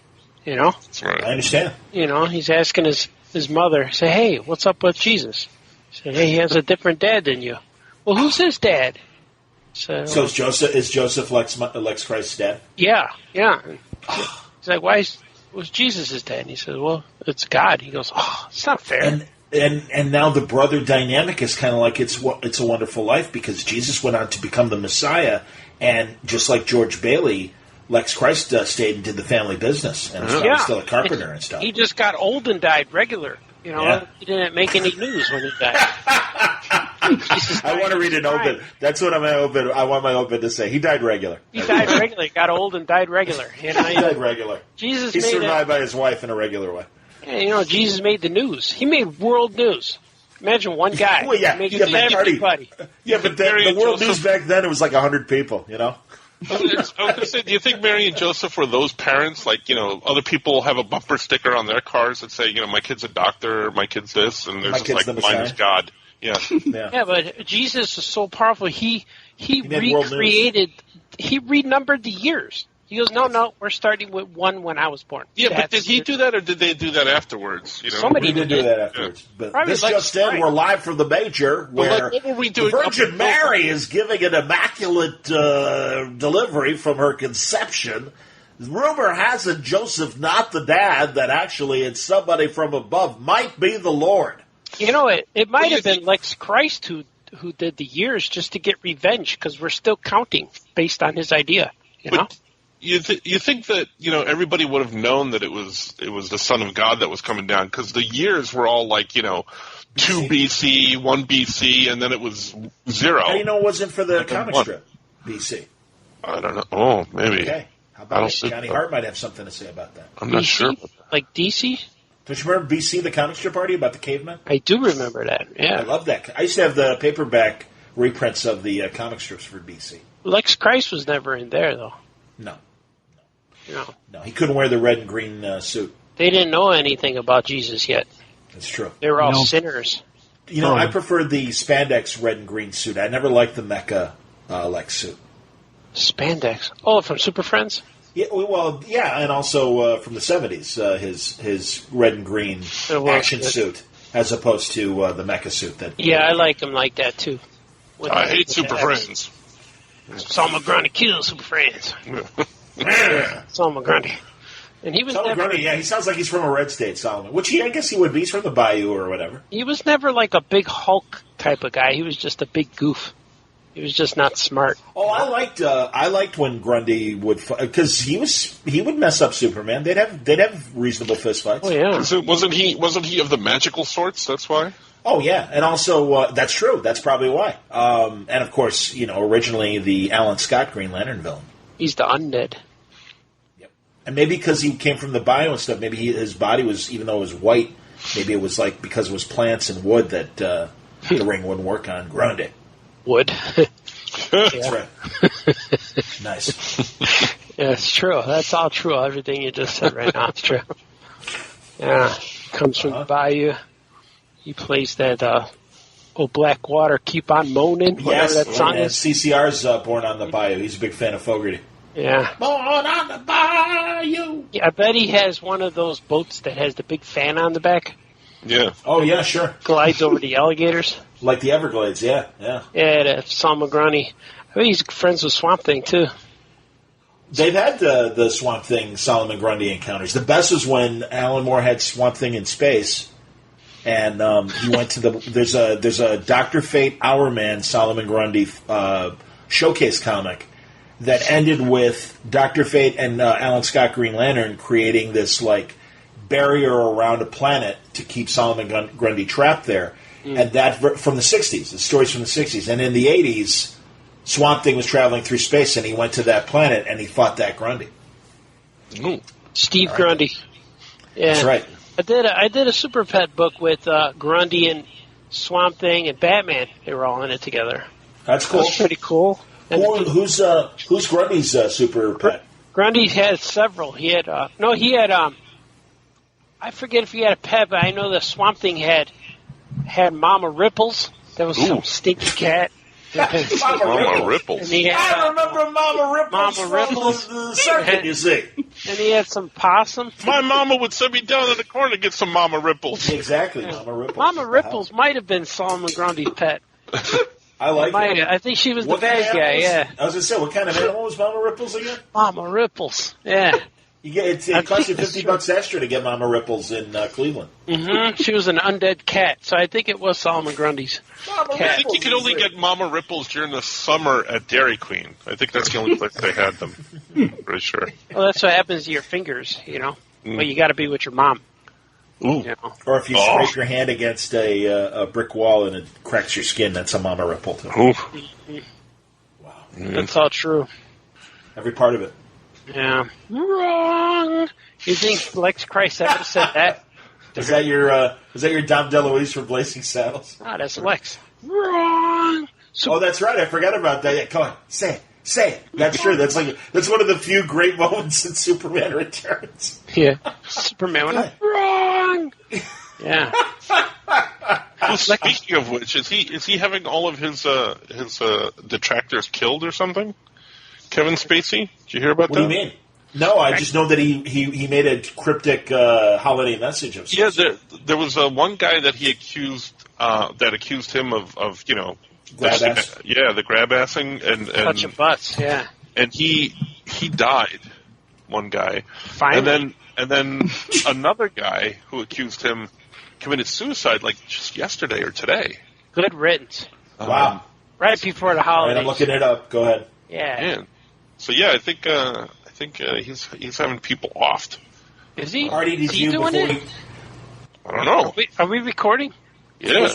Okay. Did you, before we move on to other topics and stuff, we were just talking about Eddie Murphy on SNL. Did you watch? I watched all the clips today, yes. Oh, funny. With my kids. They liked Gumby, and they liked Mr. Robinson, and they liked, I saw the other one. Oh, the monologue when all the brothers came out there with him? Yep. That was awesome. And there was one more. Did you watch the Family Toast? No, I didn't see that. I saw the one where the elf. Yeah, the polar bears killing Santa's people. Yeah, that was Christmas is canceled. Christmas is not canceled. Christmas is canceled. And he was spoofing that news report when the girl escaped from the house. I thought that was pretty funny. But I love the monologue. Was really funny when all the guys kept coming out. Oh yeah, Dave Chappelle, and I like. My favorite part was when the white guy came out. Yeah, and then let me expound. Nope. Yeah, Keenan came out and just moved that. He didn't even say anything. That's why it was cool because he's. Yeah, that's what I loved about it. I belong here too. Nope. Yeah. No, go ahead, guys. Yeah, he goes, I belong here too, right? And then they all look, yeah, all right. But I was real surprised to see all those guys. Chris Rock came out and stuff. I'm like, wow, that's cool. I watched them today, and then we watched all of those videos with Horatio Sands, like ding, ding, ding, ding, ding, ding, ding. I love that song. Christmas. I don't care what your mama says. Christmas time is here. That was cool. We watched all of them like a half. I love when Tracy Morgan dances. All he does is he dances.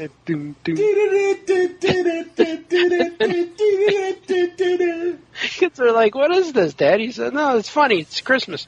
I wish it was Christmas today. And Very funny. my girl is getting really interested in who wrote that song. She wants to know, like, where did it come from?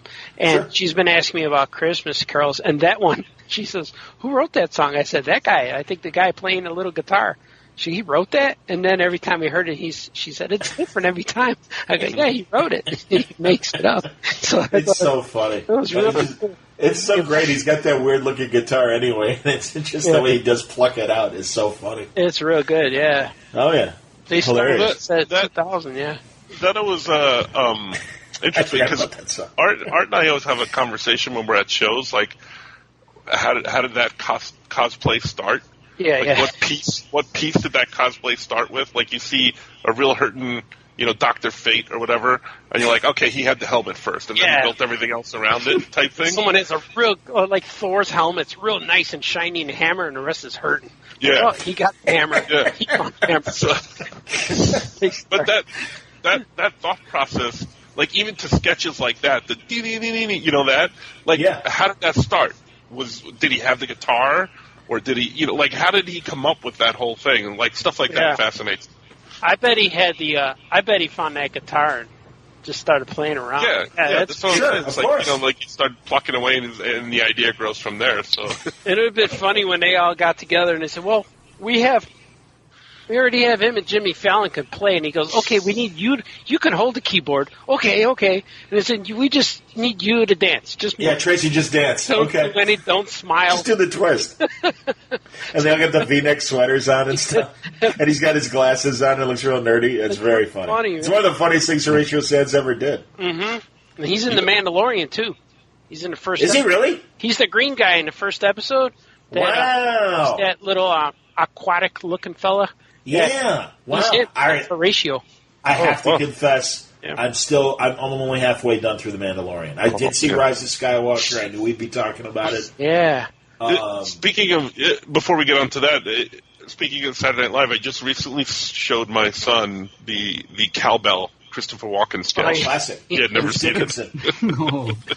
Yeah. Can I tell you another of my favorite Horatio Sands characters is when they used to do, it was him and Fallon, and they would do the streaming show, and he was the college kids, and he would be Gobi. Gobi was like the stoner, and then always like was making bongs and stuff like that, and had a ponytail. It made me laugh. Gobi. Oh, that one.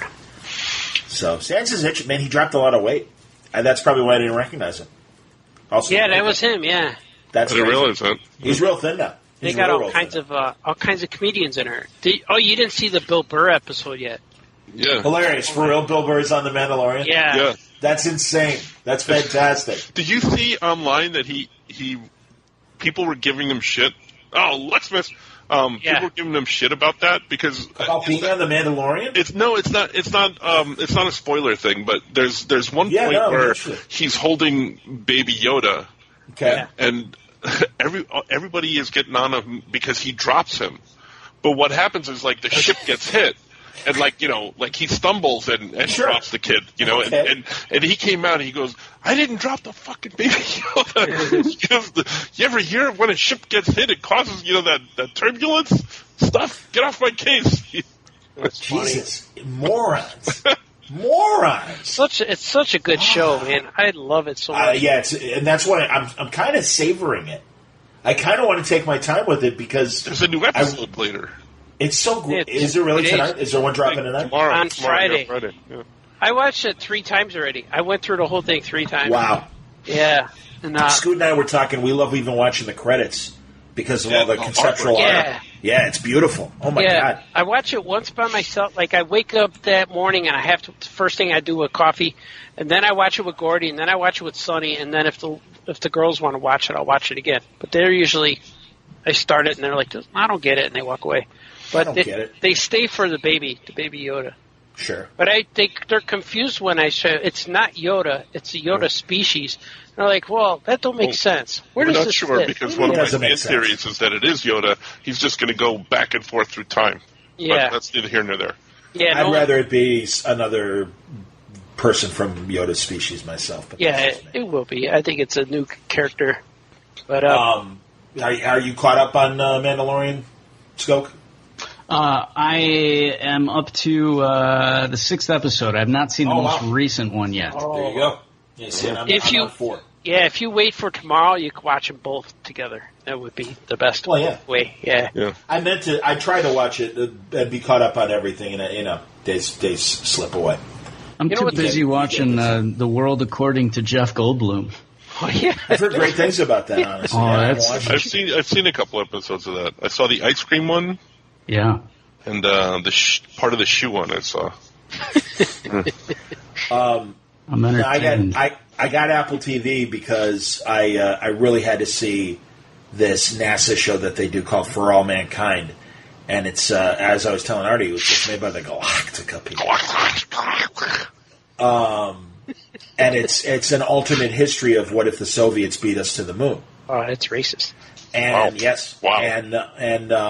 and it's cool because like they're on Apollo 25 because they kept it going and instead focused on. And I mean, I remember these things being proposed back in the 70s and they never happened.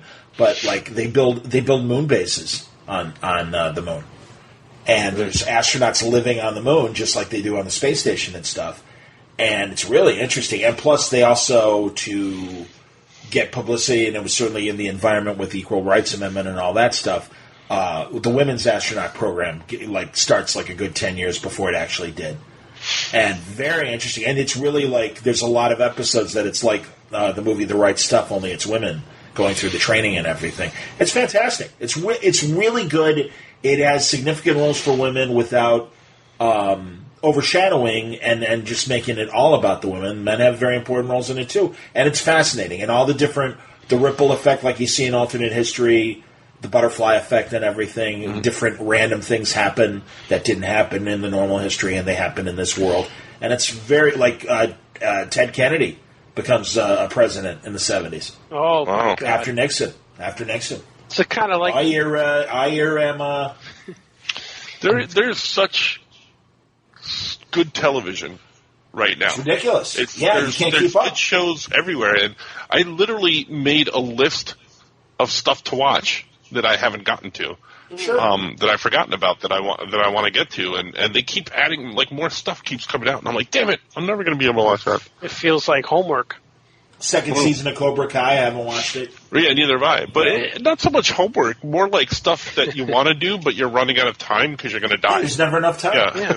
I think of, like, they made that, I'm sorry, Artie, they made that season of Community that was on, like, Yahoo Screen, and Yahoo Screen doesn't even exist anymore.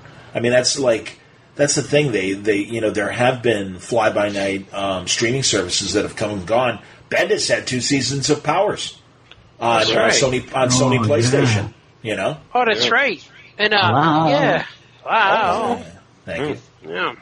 Hey, did you guys see? I don't know if of course we actually talked about it on Facebook. Your shout out. Yeah, NPR, man. Yeah. Mm-hmm. That's right. Right after a segment about sweaty balls. If we want to throw it back to SNL. I don't know if everyone's been reading, but apparently Superman is no longer Clark Kent. It's true. We've got a report about that. And here's a clip of the Word Balloon podcast with Brian Michael Bendis talking about Superman abandoning the Clark Kent identity. Hello. 4 past the hour. Brought to you by Yoko Chips. My sweaty balls. You made it, Johnny. You're legit now.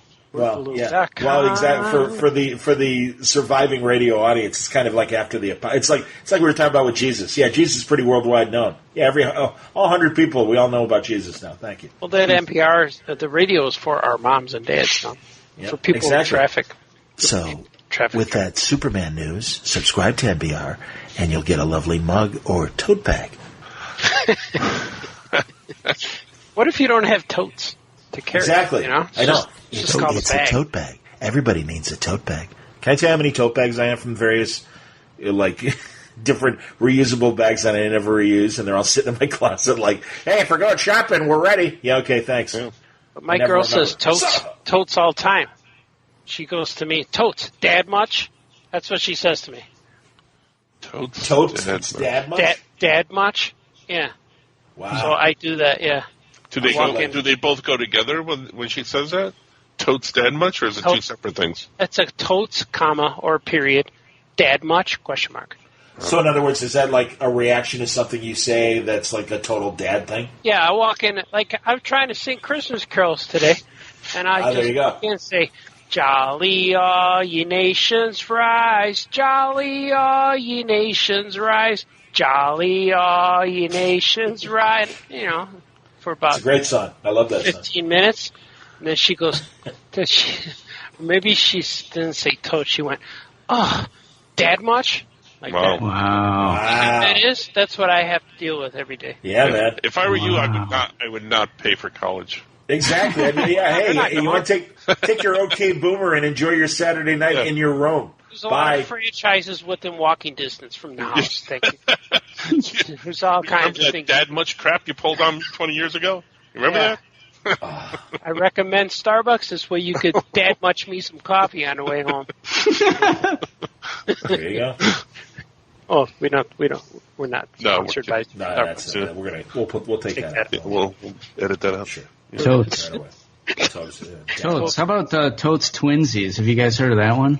No, talk about it. That's when if two people are dressed similarly, they're dressed like each other. That's Totes Twinsies, like total twins. No, that would never happen around me because one of them would have to die. Yeah, I'd have to kill my doppelganger as well. No. Now, so if both of you were twins carrying those totes bags, would it be totes twinsy totes bags? Totes. Totes. What if you had toast in your totes bag? Toast. You were twins. And you had toast. Toast. Toast, twins, toast. Toasty. And what if you had toast in your bag and you were carrying champagne glasses and you were celebrating Christmas? You wanted to make a toast. Toast. Twins, toast. And maybe you had a sore toe. What if you lost your toes? I know. Oh, God forbid. Lost toes. Well, that's what happens if you. Oh, what if you had breast? Oh my gosh. Oh my gosh. Oh. Or what if you had a frog? What? A frog? Yeah. That's like in Underdog. It's a plane. It's a bird. It's a frog. Yeah. A frog. You find not plane nor bird nor even frog. If your frog breaks down on the road, you towed him. All right, I think we should move on now. I think we've used up like a piece of chewing gum the flavor from Totes. See, now you know what it means. Dad much. Totes dad much? See, now you know how it gets when he gets it from his daughter there. Yeah. My mom still doesn't find Lex Christ very funny. I was trying to explain to her, Jesus said brothers. She goes, oh, go on. Where's it say that? I said, here, in your book. Oh, go on. Who told you that? I'm like, it's true. Mary stayed like that? She stayed. There are apostles that haven't been proven to be part of the original group, and there are they're like non-canon to put it in geek terms. There really are, and because I remember hearing on NPR we're discussing the apostles that have been rather apocryphal and don't really count as far as part of the New Testament, but they have popped up over the centuries. There is the book according to Lewis. No, not really Lewis. But I'm going to look up the apocryphal books. The Apostle Billy. What about Jesus' wife? You don't hear about her a lot. Debbie. Yeah. Debbie. No, but there's that whole Da Christ. Vinci Code thing is about him being. He was married, and there was a chick there in the thing. There's a chick there. And when is that the Sinatra? Is that the Sinatra Testament? Hey, so after Jesus got married, there's a chick there. There's a chick in there. There's a ring-a-ding broad in there. What? How long you think? This broad is either go through the door or the window. How long after baby Jesus was born, when they said, "Oh, he's born," there's the Virgin Mary, and she would say, "No, it's just Mary now." Like, how long do you think she dropped the virgin part? Oh, I see. I don't Depends know. on how many dates she had after that. It's true. The formerly Virgin Mary made her first public appearance after the birth of Jesus. This is awful. I'm sorry. You know, I like doing. It's Bible. Lexmas. It's fine. Yeah, this is BNN, the Biblical News Network. Lex Christ, for a while, Lex Christ was trying to spread the rumor that Jesus was conceived by the midi-chlorians. Oh. No, that's not a thing. It didn't last. No. I have a story that was told to me by an older gentleman who his theory on Jesus and Mary, and it made total sense to me. Oh, boy. Yeah, it's going to be bad. I'm I don't scared. know. Okay. Good, because when you're done, then I will tell you about the other apostles. So All right, you could tell the apostles first. Oh, you don't want to? No. All right, you can tell your story. All right. Tell your story, absolutely. Because this is probably Satan channeling through me, because they say his biggest. Just like that bit on SNL with Eddie Murphy's cake. I love that we're getting into this territory. It's the temptation of Artie. Go ahead. Yeah, because The last temptation of Artie. His biggest trick is that convincing the world that he doesn't exist. So Kaiser Soze, yes. So it's like this is what I've been told in a little friendly discussion about. Everything doesn't have to be literal. It could be a story. So, what if? It's a what if Marvel story. Change a what if Bible story. What if I wore something other than beige? Go ahead. Yeah. So, because it all comes down to that one thing where Jesus is on a cross, and they say, "Well, if you're Jesus, why don't you save yourself?" And he chooses not to. Right. And maybe it's possible. Maybe he couldn't. He couldn't do it. Well, his oh, jeez. Yeah, see? It's weird. I'm going to say it, but yeah, his hands were tied. Go ahead. Yeah, but I know. This is making me sweat just right Happy now. Lexmas, everybody. This is making me sweat right now based on the way I was raised in church and school and all this stuff. Yeah, I don't. So, I believe it, but go ahead. this is purely for comedy. It's not a statement I'm making. It's just comedy. So, what if Mary was raised in I don't know if they had nuns then. They had nuns, right? They were God worshippers, not Jesus worshippers. So what if she was raised in a convent? This is a young teenage girl who lived with the nuns. Now, she looks out her window every night, gazes across the field, and wonders what's happening across there, what's happening in that town next door, or what's happening around there. And then every night she looks out. There's a young go-getter, a young teenage boy who also looks up at her, kind of like Romeo and Juliet.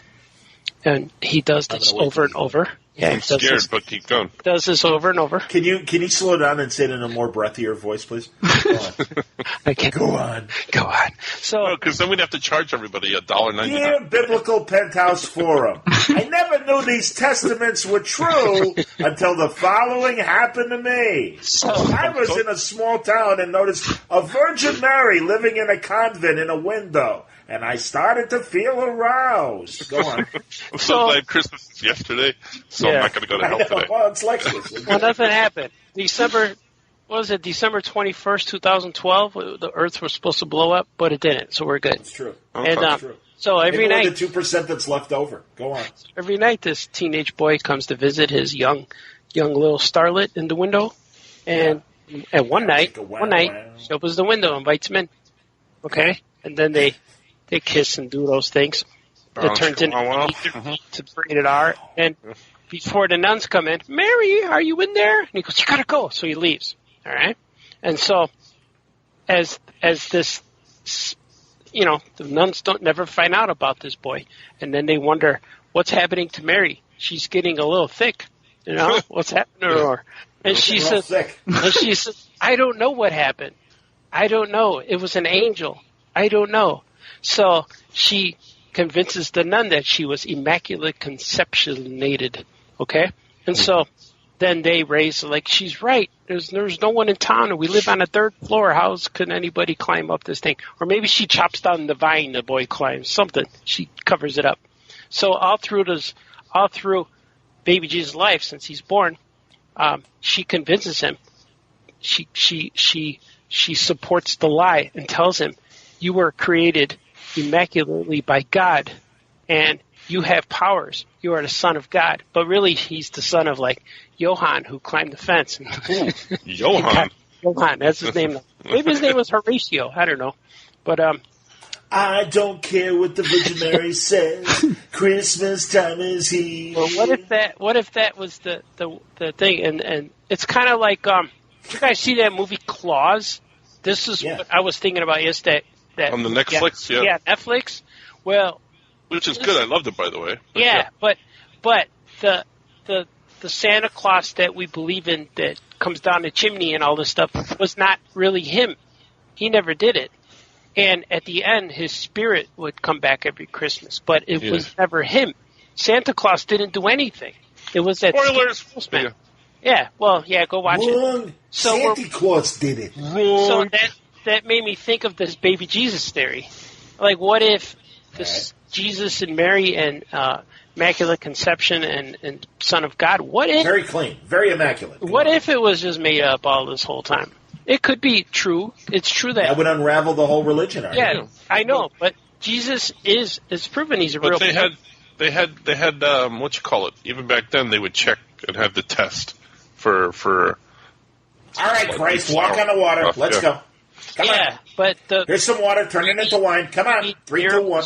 Maybe the miracles were translated in a metaphoric type of storytelling because there's no video or photography. So actually, we've got some live footage, Jardy, as we cut to the Lord Christ turning water into wine. There we are in the dude, St. Dudes. He's just turned the water into fish, and then he's feeding all these people. 4 pieces of bread, and he's fed 100 people. So did you see the portions? Very small. I'm not coming back to this restaurant. But that would be How dare you declare yourself a TGI Friday? This is terrible. Well, that's the whole story behind the Last Supper is that there was all at a Red Lobster, and they only had one table, and it was by the back, and they all had to face out. I thought they were in Denny's, and they all ordered Rudy Tooty fresh and fruity. Yeah, they're all sitting on one side. No, it's one guy ordered the main lobster, and that's the moment in that picture. Jesus is like, "Who ordered this lobster?" And it's like, not me. It wasn't me. Judas did it. Yeah. So. All right, here's your false apostles, lady, or I should say, are there? Because it answers the question. This is from Catholic.com. On a recent post, we looked at the question of how many apostles were there. The answer isn't as simple as you might think. In addition to the original 12, there was also Matthias, who replaced Judas as one of the 12. He was like when David Ruffin left the Temptations, and they got the other guy to sing on Ball of Confusion. Yeah. There's Barnabas. Paul and Barnabas are both set apart ministry together on the instructions of the Holy Spirit. They've got quotes about the apostles, Barnabas and Paul, that are from the Bible. And then Silas and Timothy were possible apostles. I thought Barnabas got killed with him. Didn't he? No, it was Barabbas. Barabbas. That's right. That is Barabbas, yes. Oh, you guys know, yeah. No, that's 15 years of Catholic soul right there. Yeah, I was going to say, all those church sitting days that I never want to ever go back to again. Okay. And here, as we know, the Corinthians, very popular with our president as far as quoting. Apollos. Because he's a godly man. Hey, come on, 2 Corinthians, come on.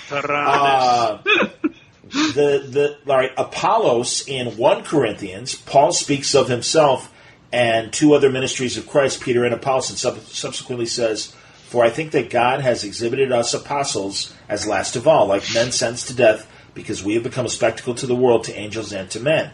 Here he could be including Apollos among the apostles, but he may not be. So he's maybe. And then there's James, and then there's Andronicus. Hey, Andronicus over there. I'm Vinny Barbarino. I've been following your apostle world all the time, you see. And all of a sudden, Vinny... you think the other apostles got, jealous because Andronicus was always, so well-dressed, besides, the other ones? Not Andronicus. He's got those cools. Not androgynous. Oh, I'm sorry. Andronicus. Yeah, he was a little bit more flamboyant than the others. He wore purple sequins, yeah. I'm here. I brought the chips. Epaphroditus, you see. Hey, was he there? That's what I have in my shoulder. Heathcliff. I got some liniment for my Epaphroditus, you see. The Apostle Heathcliff. You were going to say, man, that podcast sucked. I don't know what they were talking about. The loud sweater. and son of great jazz musicians. Here's my father, a former jazz musician, played by my other father, who's a jazz musician. He plays the flute. It was Joe Williams and the Cartoon King. No, not the Cartoon King. Because one guy, Joe Williams played Felicia Rashad's father, and he was a really great jazz singer in the 40s and 50s. And then the other guy I thought was also a jazz singer, and I can't remember his name. The guy who played Mr. Huxtable Sr. Yeah, he was also the voice of Panthro from the Thundercats. Oh, that's right. I can't remember his name, though. That's like the Cartoon King at Pee-wee's Big Adventure was actually Blackula, William Blatty. Oh, yeah. Let the cartoons begin. Felicia Rashad. Exactly. Felicia Rashad. That's my favorite Christmas song. Felicia Rashad. Felicia Rashad. Felicia Rashad. Yeah. I like that. Thank you, Freddie Fender. Freddie Fender was awesome. There's great video of him from like American Bandstand and stuff. And he was again in the although there is some video of him, but just like Christopher Cross, it's like, God, if music videos were happening then it'd be like, yeah, all right, Freddie Fender. I mean, he's a brilliant singer, but like when you judge now, you got to be hot to do music videos and stuff. And like Christopher Cross and Freddie Fender, it's like how you doing? I'm very ugly.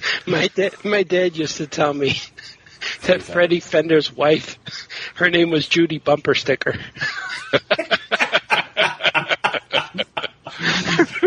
It's messed you up so bad. I was going to say, that is such an Art Senior joke. That's fantastic. I have more information than anyone else on the planet about other things. Because didn't he mess you up about Star Wars, too? What did he call C-3PO? Because he couldn't remember their names? Creepio. He called him Creepio, and he said Luke Sidewalk was his name. And he called Vader Darth. He said his name was Vader Darth, not Darth Vader. And he said Empire Han Solo was going to get thawed out, or he's going to freeze. And then he was going to say, hey, anybody got something hot to drink? And that never happened in the movie. I was waiting for that. What happened to C-3PO's red arm? Just curious. Have they talked about that in Rise of Skywalker? It was a spare part in the... Yeah. Honestly, like, am I wrong? Like, there's a comic book. Yeah. That talked about. Is it really? Written by James Robinson, I believe. Is it really where he gets his gold arm back? No, on how he gets the red arm. That I had no doubt. He goes back because it's like right after that, and then it's replaced with the gold arm. Yeah, they just fix him in the movie. Because he was away on a planet, and they just fixed it with that spare part because there were a bunch of droids there. It's an actual. Okay. It's a good story. Oh, I believe it's a great story. The Marvel Star Wars stuff has been exceptional. It really, really has. Absolutely so. That and the other thing that bugged me about the movie before we get into deep conversation and stuff, Adam Driver, can he have more moles and spots on his face? Good Lord. He looks like he's got he's recovering from leprosy. Wow. I'm sorry, it's true. Wow. It's like his face is a roadmap. Next you're going to say that he looks like someone tried to draw Keanu Reeves from memory, and that's why he looks like that's good too. That's an even better one. And when he kissed Ray, I literally out loud I couldn't help. I'm like, spoilers, come on. That was the worst thing. No, I liked it. Whatever. It was like so awful.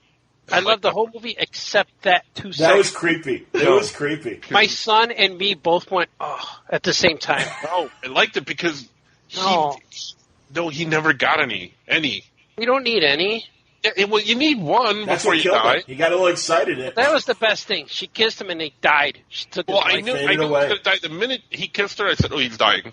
Because that was... Because I thought there was something before you die. I thought there was a chance he was going to be doing the Lando dance, the clapping Lando dance with Lando at the end of the movie. But that he'd be, Ben Solo. But I really wanted a... How you doing, Chewbacca? I am Ben Solo. Would you like to buy some insurance from me? I'm Ben Solo. Hello. He never called him Chewbacca. He only called him... The calendar we give to our customers every year. Chewie? We're very proud of. Good to see you, Chewie. Chewbacca. I like how... Didn't he say something to Chewbacca? I could have sworn. Yeah, he didn't call him Chewbacca, though. Because Chewbacca, he called him... said Chewie. Yeah.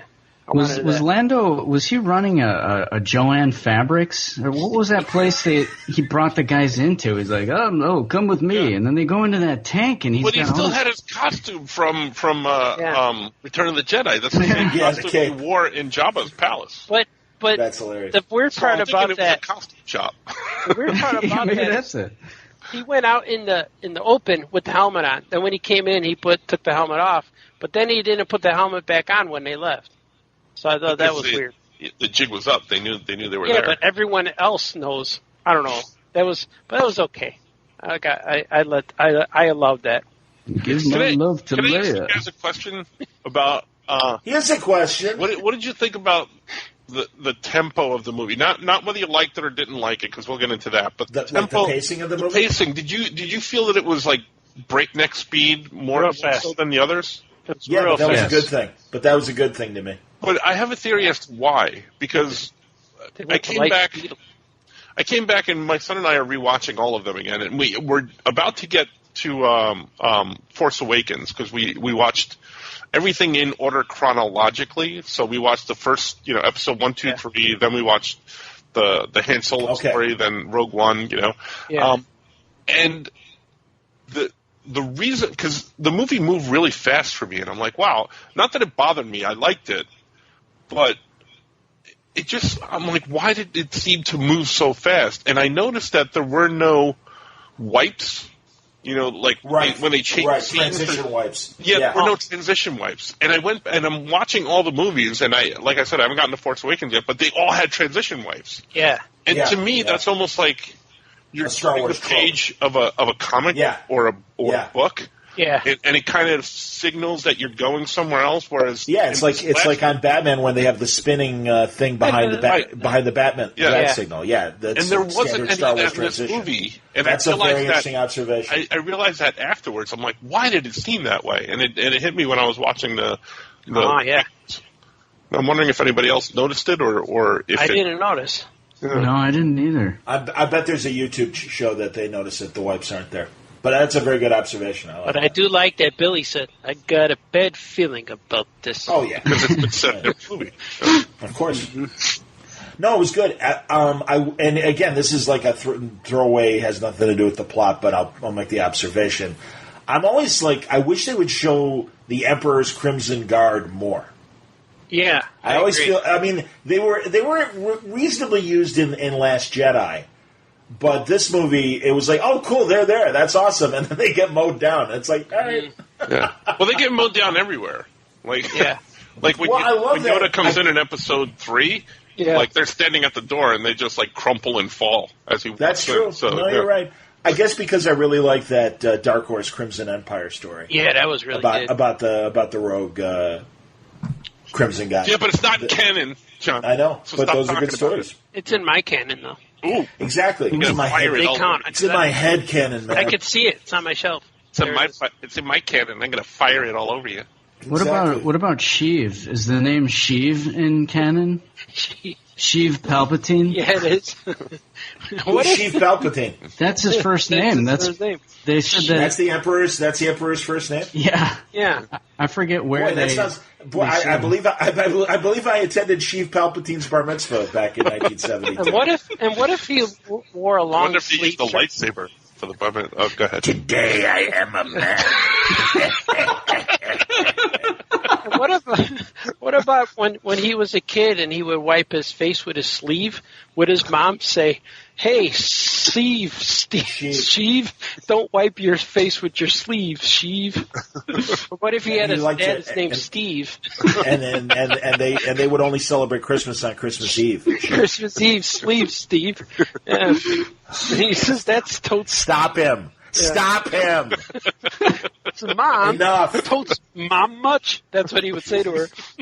Lord.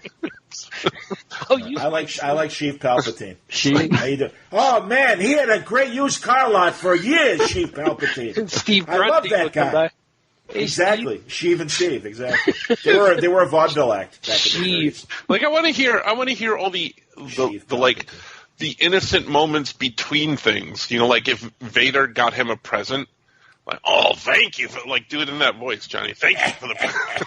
Oh, a sweater. Thank you. My young apprentice. I'm telling you, man. I was gonna point out that Greg Grunberg, ladies and gentlemen, as Porkus Jr.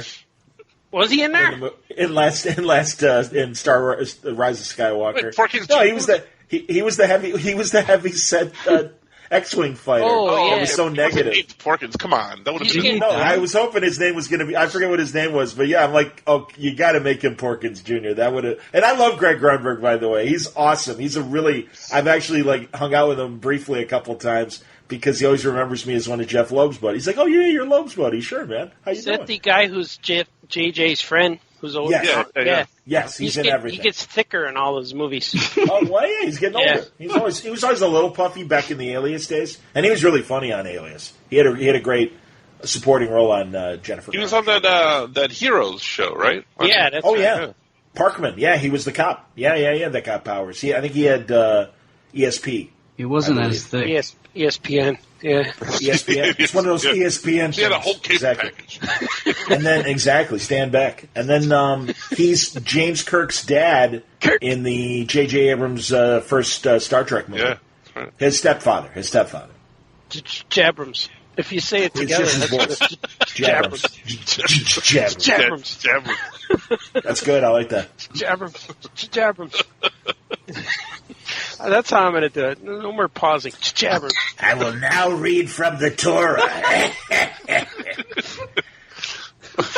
Jabrams. Chev, shut up and read. We're all tired. I want the in-between things, like, you know, because does he call over his Crimson Guard and ask for, like, an apple sliced up? You know, that's all he wants as a snack. Now, who did Sheev make sweet love to create this real boring, disappointing son he had? And then That is a fine question. He had a disappointing son who married a real boring lady, and they tried to hide in a real boring. It had to have been his time in the Senate when he was, you know, when he came to power. You know, all the other senators was like, hey, Palpatine, you know. Yeah, or did he? Where he was all like screwed up by Mace Windu. Yeah, because he got all moldy real quick. Yeah. You know, lumpy. Or did he crawl in some girl's window at night? You know, said, "Don't tell nobody about this. This is gonna be immaculate." It's the metachlorians. I convinced everyone else about these metachlorians. No one will know. Yeah. Even that Qui-Gon Gin and Juice believes in the metachlorians. Qui-Gon Gin and Juice. I like that. You see, they're no longer Scoot is ready. no longer a slave. So I'm going to add him, but if things get bad, be prepared to bail. Yes. Scope. I'll be the one to go. We'll say goodbye right. now just in case. Scope sounds the best right now. Hello there. Hello, Scope. Like the Wizard of Oz. You must learn the ways of the Force. Yes, hello. Kathleen! Kathleen! Ask me if I'm going to play Obi-Wan Kenobi again. Ewan, are you going to play Obi-Wan Kenobi again? Yes. Is that for one of the press conferences? Yeah. That's fantastic. That was the big announcement that he was going to be doing the Obi-Wan Kenobi show. Oh, the came TV out. show, the Disney Plus show. Kathleen! Anakin! Kathleen! You know, What would Padme do? Was she in your position? when she was hearing all the Jedi voices, I thought that was a missed opportunity that they should have done a montage of faces. Oh my God! I was waiting for when the girl Rey was looking at Palpatine right before they see that guard come out, and I didn't get a glimpse of him, and I'm like, oh, I think that's Vader. I thought that was Vader, and it would have been so cool when he goes, thousands of Sith, and you see all those Sith hoods come up. I was hoping they would take their hoods off, and you'd see horns like Darth Maul, and then I was hoping when she said 1,000 generations of Jedi. And then behind her, I wanted all the Sith ghosts of everybody. But They didn't do that. No. I read an article from J. Abrams about why he didn't do that, because he was thinking about actually doing that at first. Abrams. Yeah. But he didn't want to take away from the moment of her becoming the Jedi, because if you put all those famous faces in there, he thought that it would take it away. Like, everybody would have been concentrating on the famous faces rather than... It would have been better. Where it would have been better. In the words of Dom DeLuise, wrong! But remember me? You recognize some of the voices that were in there, but they brought in some of the voices from the cartoons as well. Yeah. That's what I mean, and that's why it's disappointing that, like, because I'm assuming Hayden Christensen, not from the cartoons, but I'm assuming he was in there. Yes, I'm assuming we heard, do the voice again, Skokie. Anakin! Yes. Hey, it's me, Obi-Wan Kenobi. Remember me, everyone? I'm still dead.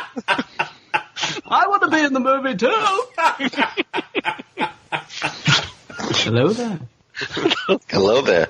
Oh, there he is. I love it. Scooter Pie. That wasn't Obi-Wan. That was Santa Claus that said hello there. I wish they'd given Wedge more than just a face moment. Yeah, 2 seconds. Like have him kill an X-wing fighter or whatever. But it was great seeing Wedge. I'm like, Wedge, that's awesome. Yeah. If you saw it, it was so fast. Oh yeah, like we would know because we experienced, but my kids have no clue who that is. It's awesome that Wedge is the longest living cast member. That I was going to say exactly, and also that like I love that fan theory. That's hilarious. That it's like actually this is the story of Wedge Antilles, and I'm like, that is awesome. And you just like kind of point to everything he does in every movie, and it's like, oh, that's really cool. Actually, they should just do a Wedge Antilles show. Disney Plus, that would be awesome. The son of Wedge Antilles. Mm. Did you know that with a special guest appearance by Shiv,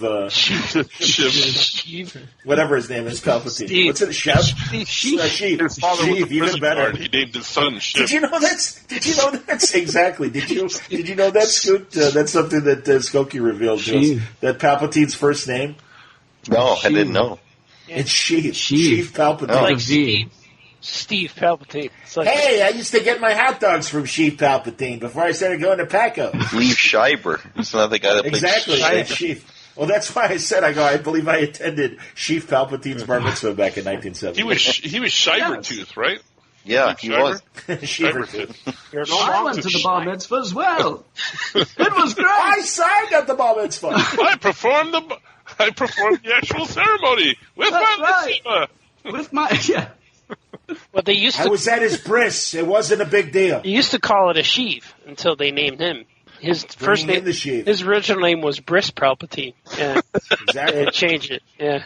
Now, is that really his first name, or was that the old Star Wars stuff that didn't follow through from Disney? Oh, that's a good question. Is that extended universe? Yeah, I have to admit, I don't know. I don't know that for sure. I don't know. I remember when Phantom Menace came out and Senator Palpatine.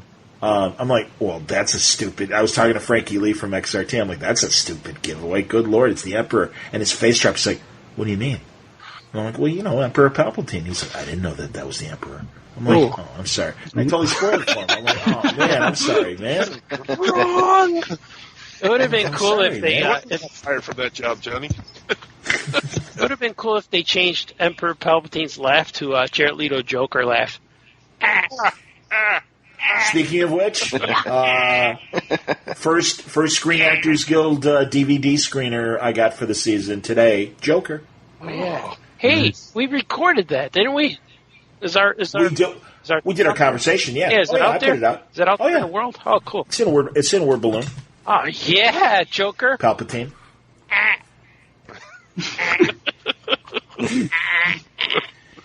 Anakin. Yeah. No. Or what if Joker had Palpatine's voice when he's fighting Batman? You're too dangerous to be left alive. Yeah. You had a bed. It's almost Harry Carey. Hey, let's hear from Sheev Palpatine, everybody.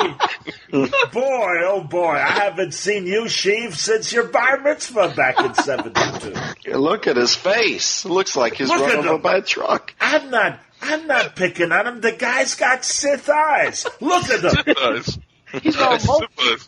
He's all moldy looking. His eyes are red. Look, my hands came back. I thought he was cool. Why didn't his face heal when he got healthy? What's that? Why didn't his face heal when he got healthy? I know. Honestly, I wanted him to look like Senator Palpatine again. Frankly, because I think that would have been cool. His fingers came back. Nope. When it cost too much money, Rick Baker didn't want to do it. Steve, my cousin.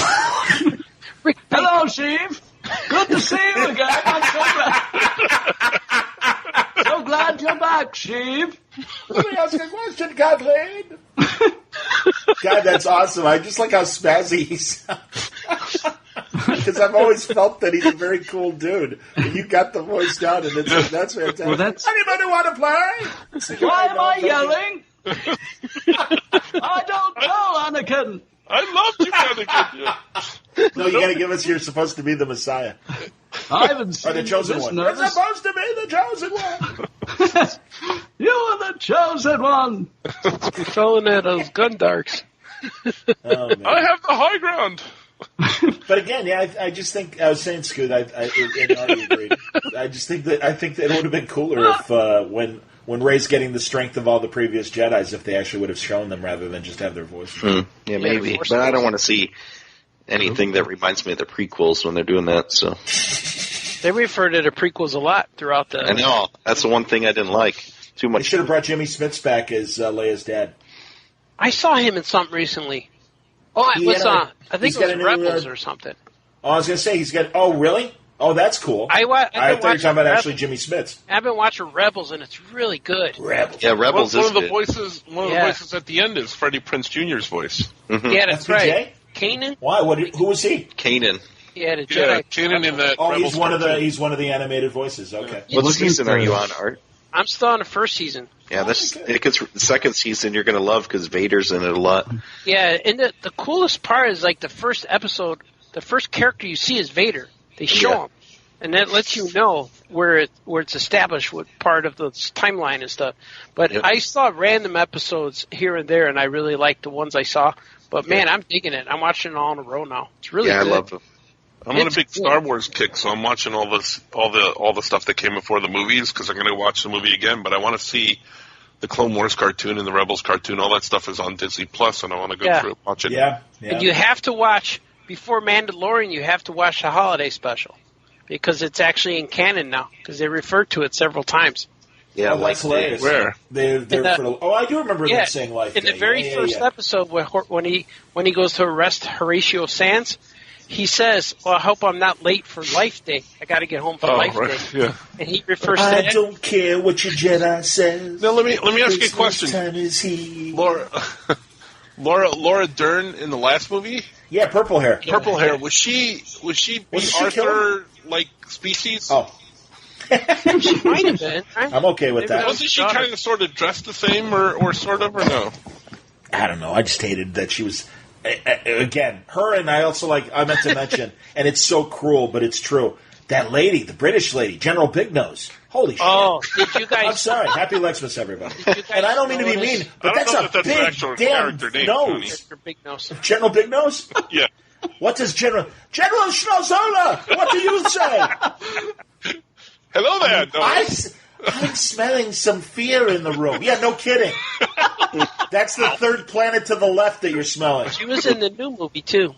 I know. Did you see I smell ass. Did you see what she did at the very end of the movie? What'd she do? Who was she kissing? Yeah, she kissed her friend. Oh, was she the lesbian kiss? Was there? Yeah. Oh, I didn't realize that. Wow. How was that other woman able to get to her lips with her nose? That's a special effect. That was the second cringe me and my son. First, Ray and Jakku kissed. Those guys, they kissed and we went, oh. And then the lesbian kiss and we went, and he didn't go, oh. He went, huh? Hey, am I not so good? Yeah. Did Rose Tico have a lot less to do in this? Yeah. A lot less. Jar Jar. That was weird. Yeah. That was weird. For her to be such a big part of 2 and then just kind of there in 3. No, they do that with characters. They did that with Jar Jar, and they did that with other characters. Yeah, but that's Jar Jar. I mean, it's I don't know. Well, if you think about it, Star Wars runs in cycles. They do the same story in cycles. And that happened to Jar Jar, and there was a huge backlash for that character, so they took him out of the second one. They did the same thing with Rose. Big bad Yeah, but I mean, but it was jerk reaction, and I mean, and it was also I don't know. It was also the other director's character. So why would I put it in the movie? Jabrams didn't create her. Yeah. Jabrams, yeah. You fell into that nightmare, Master, and I rescued you, remember? Oh, yes. Didn't find a speeder I liked. Adam Driver. That sounds like something you attach to your computer. His eyes. Exactly. I like Adam Driver a lot as an actor, but I think his eyes should be an inch lower on his head. You're right, Franco. It looks like somebody's blindfolded and trying to draw Keanu Reeves. That's 100% what it is. Absolutely. It totally is. It totally is. Man, this started off as a Keanu Reeves, and something happened. It's like your Keanu Reeves in the first. The NyQuil kicked in. It's like the first. my hand got a little wobbly. It's like me trying to draw. Because artists can relate to that. You know how you try and draw something, but it's off model. You know, that's Adam Driver's is an off model Keanu Reeves. It's like your first year of art school, yeah. And you really have to know your old Hollywood to know who I'm talking about. And now I'm blanking on his name. Oh my God, he's the lawyer in Caine Mutiny. And he's this great Matthew McConaughey. All right. Oh damn it! All right, I'm gonna have to look up. He played Cyrano de Bergerac in a big Hollywood thing. Jose Ferrer. Yeah. Jose Ferrer. Matthew McConaughey. Adam Driver looks like a young Jose Ferrer. McConaughey was one of the voices at the end too. All right, Ray. What did he say at the end of the movie? I missed it. He said, I think they keep the same age. They keep getting older. They stay the same age or something. Exactly. What did he say? Do it. I want a lightsaber. He said, do 3 things every day. That's right, man. That's right. We got to save the universe. You know what I'm saying? Come on now. 1,000 generations. 1,000 generations are in you now. Now you gotta yell, McConaughey! McConaughey, get out of here! It's my turn to talk. I need to speak to Ray. I thought I heard a 80s era Bill Cosby back there. That's to tell them your new character for Star Wars. Cosby One Kenobi is here. Hey, remember me? I was in the Star Wars Holiday Special. I was in the background in the cantina next to B. Arthur, man. Your father was the greatest pilot I ever saw, you see. That's right. How you doing, Chewbacca? You still hanging around with this loser? Oh, hello. I've been playing the lounge at Cloud City for Lando's Casino, you see. That's enough, Cosby One. We've had enough from you. Hello, big fella. Hello, big fella. Too much. I think I told you guys over text. I don't know if we talked about it on the pod, but I read about Ewan McGregor's real-life brother. He's in the Royal Navy, and you know how they have call signs, you know, like the Top Gun call sign things? What's his call sign? His call sign is OB2. Oh, that's awesome. Yeah. That's fantastic. I get it. So, his uncle is Dennis Lawson, the Wedge Antilles. Yeah, Wedge. Oh, really? You know, I always forget that Dennis Lawson is Wedge. He had a great TV show called New Tricks that just, wrapped up after, 12 seasons a year or two ago. It was a BBC show. It was on some American public television stations, and it was a cold case file police procedural, but also a comedy. And it was about retired cops coming back and solving unsolved cases. Very, very funny, and he was amazing in it. Very good. He was great in it. So I never put that together. Oh my God! Now I want Ewan McGregor as the new Columbo. That'd be good. One more thing before I leave. Excuse me, can I use your telephone? I don't mean to bother you. Now, what if I'd like to solve some mysteries? I believe Jack Cassidy is your killer. There was Colonel Mustard in the kitchen with the lead pipe, Anakin. He's playing Clue now. It was Sheev. It was Sheev in the Steve did it. Palpatine. Sheev Palpatine in the study. I was busy at Hebrew school all day. Leave me alone. Sheev Palpatine. Sheev. Now, what if I love that. What about Anakin's mom? Wasn't she Shmi? Did you see Junior? They called the character Junior? Akbar Junior. They called him Junior in the movie. Oh, that's right. Did they? Yeah, I just saw him. I didn't. If they refer to him, I think just Cole saw called him him Junior. Somebody called him hilarious. Junior. And I'm like, oh, that's Akbar Junior. He had a smaller face. He looked younger, like a younger Akbar. Yeah. Wasn't Anakin's mom Shmi? Shmi. Shmi. Ew, why you bothering Shmi? I love all the. Oh, by the way, that was another thing, and I meant to make it, and I did. I made a mental note of it at the beginning of the movie when they're flying when Poe's flying the Falcon and it's like breaking apart, and they got that one engineer, and it's like, hey, blah blah, fix that thing. Oh yeah. And all he says is, and that was awesome. I remember that. And also the tiny little thing that reboots C-3PO. Babu Freak. Babu Freak. I liked him, except for at the end when he popped up inside that ship. Yeah, that was a little too much. Exactly. Hey, look at me. Very good. Yeah. No, it was. I liked Kerry Russell. Kerry Russell as the Power Ranger was really good. I love that she never even took off her helmet. Yep, Yeah, just her eyes. that was great. Just her eyes. I didn't want her to go helmetless. She's in Mission Impossible 3, and she's a field agent, and she and Tom Cruise are like under heavy gunfire, and she dies in like the first 20 minutes. Oh, come on. Spoilers, Johnny. Spoiler. Yeah, I know. I'm She never never going to came watch out. that. 20-year-old spoilers, yeah, anyway. No, I love it. She seems to be like a good luck charm for J.J. Abrams as well. Because also Felicity. His name is Jabrams. Jabrams. Well, but, like... I believe that show was pronounced full of shitty. There you go. Thank you. Full of shitty.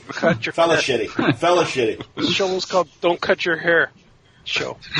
She's cute. Just going to lose all our fans. I think she was the first animated Wonder Woman as far as the movie-length animated movies.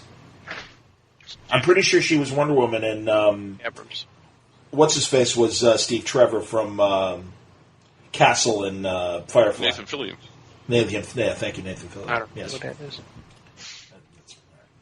No, I just had a thought. What if Wedge crashed his X-Wing on Tatooine? Then he got sand on himself. Oh, teeny! He'd be a sand wedge. Totes sandwich. Dad much, Anakin?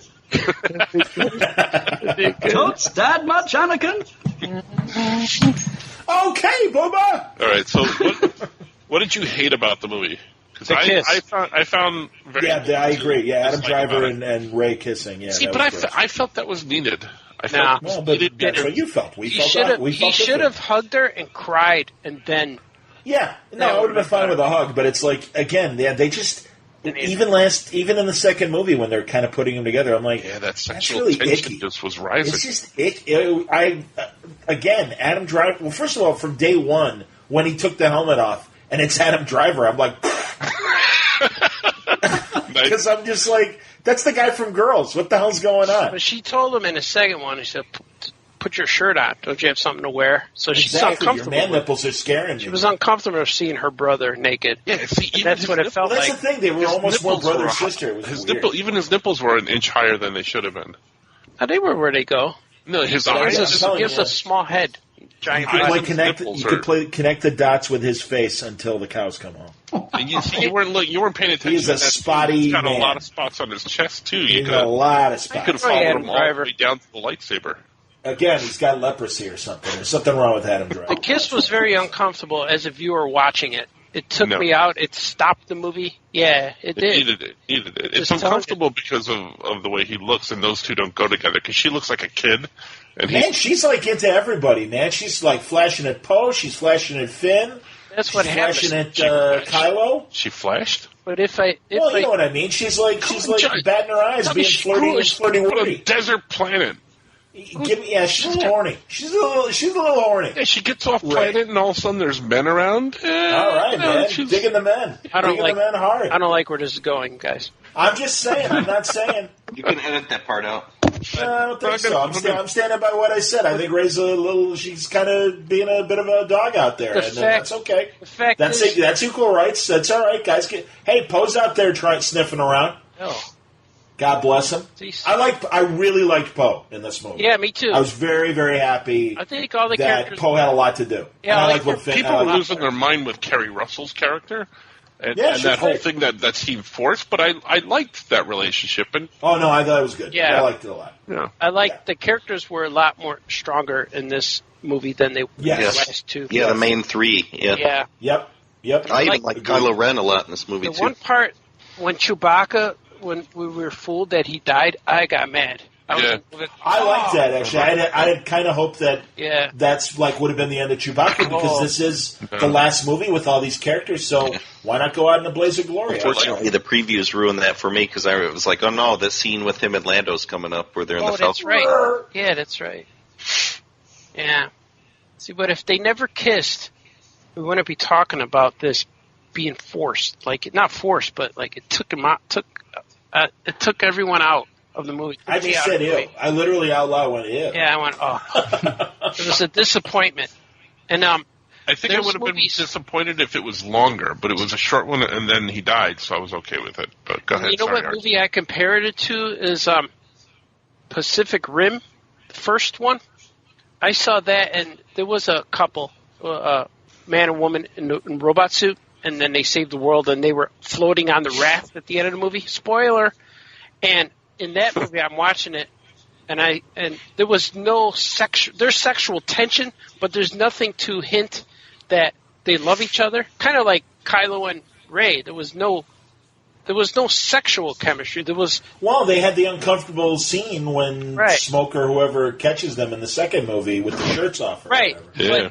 But there was nothing leading to, in my mind, nothing to suggest he loves her. But in that Pacific Rim movie, when the couple are floating on the raft, I was watching that and I kept saying, "Please don't kiss, please don't kiss," and they didn't kiss, and I enjoyed the movie more because they didn't kiss. And when you tell people about that, people will say, "Oh, they kissed." I go, "No, they didn't."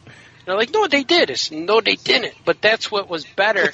It's better. I didn't even remember them being on the raft. Right. That's how much of that movie made an impression on me. Yeah, I didn't like the movie. So now you could go around telling everybody that Adam Driver and Ray did not kiss in this one. You can spread that rumor. But it's on there. No, it can't. I can't do it. What I'm saying is no, I know what you're saying. I'm just saying. Made you ended the story in your head. You put them together, and that would have been better if they just hugged and he vanished in her arms. That would have been way more effective than having them kiss, and it just stopped the whole thing. It stopped it, and I'm like, oh, that was dumb. My theory is everybody needs to live a little before they die. Sorry. Yeah. He lived. I'm talking about, and I don't know. Again, I whatever. It confused my kids. My daughter said, "I thought they were brother and sister. I thought they were related. Why did they kiss?" That confused everybody, and I just heard cringing in the audience. Cringe, I heard it. His whole character. And it's interesting, Scoot, that you said you liked him, and by all means, I'm not trying to invalidate what you're saying. I am, but just from day one, Kylo Ren was just a wannabe, kind of lesser villain. That it's just I for every he cool was a better, thing. Whiny, spoiled rat villain than Anakin was. Yeah, way better. Yeah. Oh, I didn't. I thought he threw those tantrums and stuff. I'm like, this is more believable. But that's movie two. I'll tell you, I think Anakin in episodes 3 was better than Kylo Ren. No, he was a whiny little bitch. Yeah. Anakin 3? Yeah, he was. Yeah. Anakin turned too quickly. Too fast. Yep. It was nothing to build up his turn. Yep. Like he just decided, okay, I'm evil now. There was no. Well, I liked his fight with Obi-Wan. I liked the fight too. Yeah. He just turned to. It was. I wanted him to be more evil and turn evil, not be a bitch. I hate this guy. To me, not for the reasons that I'm supposed to hate this guy. I hate this guy because he's whiny, and I hate him. And to me, Kylo was a rerun of Count Dooku from the prequel. No. Kylo was the best thing about the sequels. Yeah. I think. I was rooting for Kylo to turn good, though. Really? Yeah. Boy, I sure don't think he's so. the best character in the sequels. I think he's hurting really bad, and I'd say he's the worst character in the sequels. If you take Kylo Ren out of it, who else are you watching? I understand, I get that, but regardless, he was a whiny bitch from day one, and I didn't feel like he was formidable. I want to be like my granddad. Shut up. That was great, and he's actually more powerful than Vader, because in the new movie when he wanted to choke the guy when they were in their meeting. And instead of just choking him, he choked him and slammed him against the ceiling and held him up there. You notice he held him up there in this. Vader could do all that. Yeah, Vader could do all that. Yeah, but he didn't. Do the same stuff. But Kylo did it. Anger in his. Yeah, I just like. There was more personality in the burnt-out Vader helmet than Kylo Ren. Wow. Honestly, who did I just talk to that's going to do a Kylo Ren prequel series? Charles Soule, who I love. Comics. And Charles is going to do, and obviously coming off the movie, it starts in January, they're going to do Ben Solo's backstory. I loved the part, two things I want to say. I love the part with the Knights of Ren, when he took them on. Yeah. I love that part. And those deep fakes that they're doing now, that you see on the internet and stuff like that? How long is it going to take before someone puts Keanu Reeves in Adam Driver's part? Yeah. Exactly, dude. After they hear this pod, they'll go. Yeah, right. But I love the whole Knights of Ren. I love that they came back and they were more prominent. In this one, more prominent as much as they could be, but they followed him around, and then at the end, when he had to take them on, I was like, ooh, this is cool. And he did that little hand gesture, like, okay, come on. Yeah. Yeah, I liked all that. I wish they were in it more, but it was still good. And I only wanted them in it more after the movie was over. Like, I would have liked to see them. Yeah. But during the movie, they were cool. And they were really good. I love that part where they transferred the lightsaber. Yeah, I like that too. Do that, and that was cool. That was because they set that was a good moment. Times, yeah. And when there was good. There was a lot of good stuff. When Palpatine has this conversation with Kylo and you're going to be my successor, I'm like, no, he's not. No, he's not. No, he didn't want Kylo at all. Of course he didn't. Yeah. But that's what I'm saying. And maybe because we learned so much, and that Palpatine was coming back, and is Rey a clone of Palpatine or whatever? Yeah. All that's possible. That is clouding my judgment on all that stuff. But I just got to be honest. I just didn't care, and as soon as he said that, you will be my successor. It's like, I'm of course lying through my teeth, but what can you say? I'm Sheev Palpatine. But it's funny how I sold a Yugo to AT-ATs without even trying. all of the ships were in that planet. All of his Star Destroyers were in the planet. But that means all of those soldiers were living on those things for all 30 years. Yeah. They were underground too. Hey, can we stop eating tar today? Where do you get the Palpatine? Where do you get the money to make those cool red outfits for the stormtroopers? Palpatine's favorite drink, Ovaltine. Mm-hmm. Ovaltine, Palpatine. Thank you. Was anyone else a little bit? Did they think it was a little awkward? The Leia scenes, a little bit. Well, she looked a little bit, but I honestly I thought they were a lot better than they were going to be. I like not CGI. That they looked weird, because I knew it was her. It was footage, but I just kept thinking she's not really interacting with them. That's not even right. Anything. Well, that's because you knew. Well, if you turn left, you can always turn right. Yeah, well said. Thank you. Ooh, what wise words, Master Leia. Oh, thank you, Master Leia. Ooh. I thought really got a lot out of that tie your shoe properly line there, Leia. Thank you. Maybe that was it. It didn't really take me out of the movie, but she didn't really say anything memorable, because they were just reusing whatever they had of her. Yeah. Well, a lot of what she had to do came from the other characters. It's going to take all her strength now to do this. Yeah, you're right. Yeah. Because boy, I wish you could see what I see off screen. Leia right now is lifting a bus over her head. That's amazing.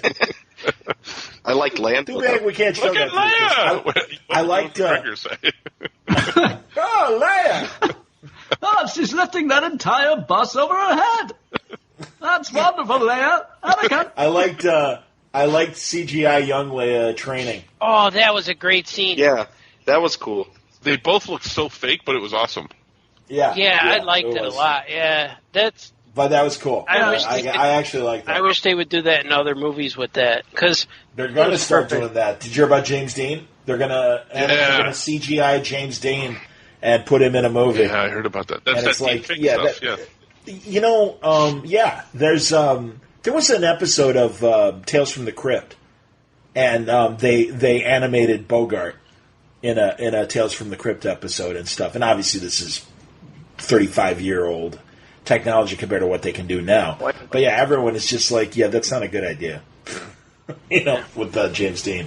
But, I mean, I didn't mind Carrie Fisher in Rogue One. They did that with Moff Tarkin. Yeah, Tarkin. Yeah. Right? Mm-hmm. Yeah, Tarkin. Because now, spoiler. Is his name Moffat Tarkin? Grand Moff He's Tarkin. Rogue One. Spoiler. Oh, that's right. Yeah. Oh no, that was amazing. Jesus, that was pronounced incredible. Rouge. But it still looked fake. But it was good fake. I still liked it. He looked better than Leia did. Leia hurts a little bit. She didn't look right. But the new CGI Leia is better. But you could tell if you watch it, you could see a little glow around her, like she was cut and pasted. I think they should have taken all the actors of that movie and they should have CGI'd them so their faces looked weird too. So everybody's face looked weird. It would have been a better movie. Just give her a helmet. Just say, this way, so this way you wouldn't be surprised when you see her show up. You're like, oh, you're not surprised. You're like, oh my god, it looks so good. So that would have been good if she never turned around. That would have been good too. I'm glad Han had one more scene. Yeah, that surprised me. Yeah, that made me happy. Yeah. The Luke scene was cool too. Yeah. Well, everyone was expecting the. Right. I think everyone was expecting Luke scenes. Yeah. But you weren't sure, and I mean, I kept complaining until seeing this movie that I'm like, man, they just should have shot more stuff with Harrison Ford and spread it through the more of the movies than just the first movie. So I'm really glad there was one. Did you notice if you stay to the credits, Harrison Ford's name is not in the credits at all? Mm-hmm. Interesting. He's not. I didn't notice. Yeah, I didn't stay. Yeah. Yeah, we stayed. Did you fall asleep, Johnny, at all? I did not. I am proud to say I did not fall asleep. Well, you went in the morning after you woke up and had coffee. That's why. I won't deny all that. That's true. Although lately I'm on vampire hours right now, Artie. I'm working a lot of overtime. Proud of you. So, but I did. I got up early and I felt like I had enough energy, and I didn't have I had a doctor's appointment at 3. That's why I was like spinning plates all day to make sure that we could do this. And I actually was supposed to talk to Marty Pascoe, but he called and said, I have laryngitis. Can we reschedule? I got a sister named laryngitis. It's true. So Marty Pascoe is Ed Wynn? Oh, you know. Like my John Byrne voice. I got a bad feeling about this. Okay, we're going to leave things right there. Listen to part 2 of our Lexmas special. It is also out about the same time. I mean, obviously, just as long as it takes to upload the second podcast. So there's no way in hell that you listen to 2.5 hours, and it's now already up there in your feed on the podcast feed. So check it out and enjoy part 2 of our Lexmas special. More great conversation about Rise of Skywalker and other Christmas doodads that we acknowledge as well. Skoke's hilarious, isn't he? Skokie Spidey kills me, man. Great voices. This is fun. I look forward to new episodes where we're doing dueling up voices and stuff. But more Skyrocket conversation and a lot more on part 2 of our Lexmas special. I hope you join us. Until then, I like pink very much, Lois.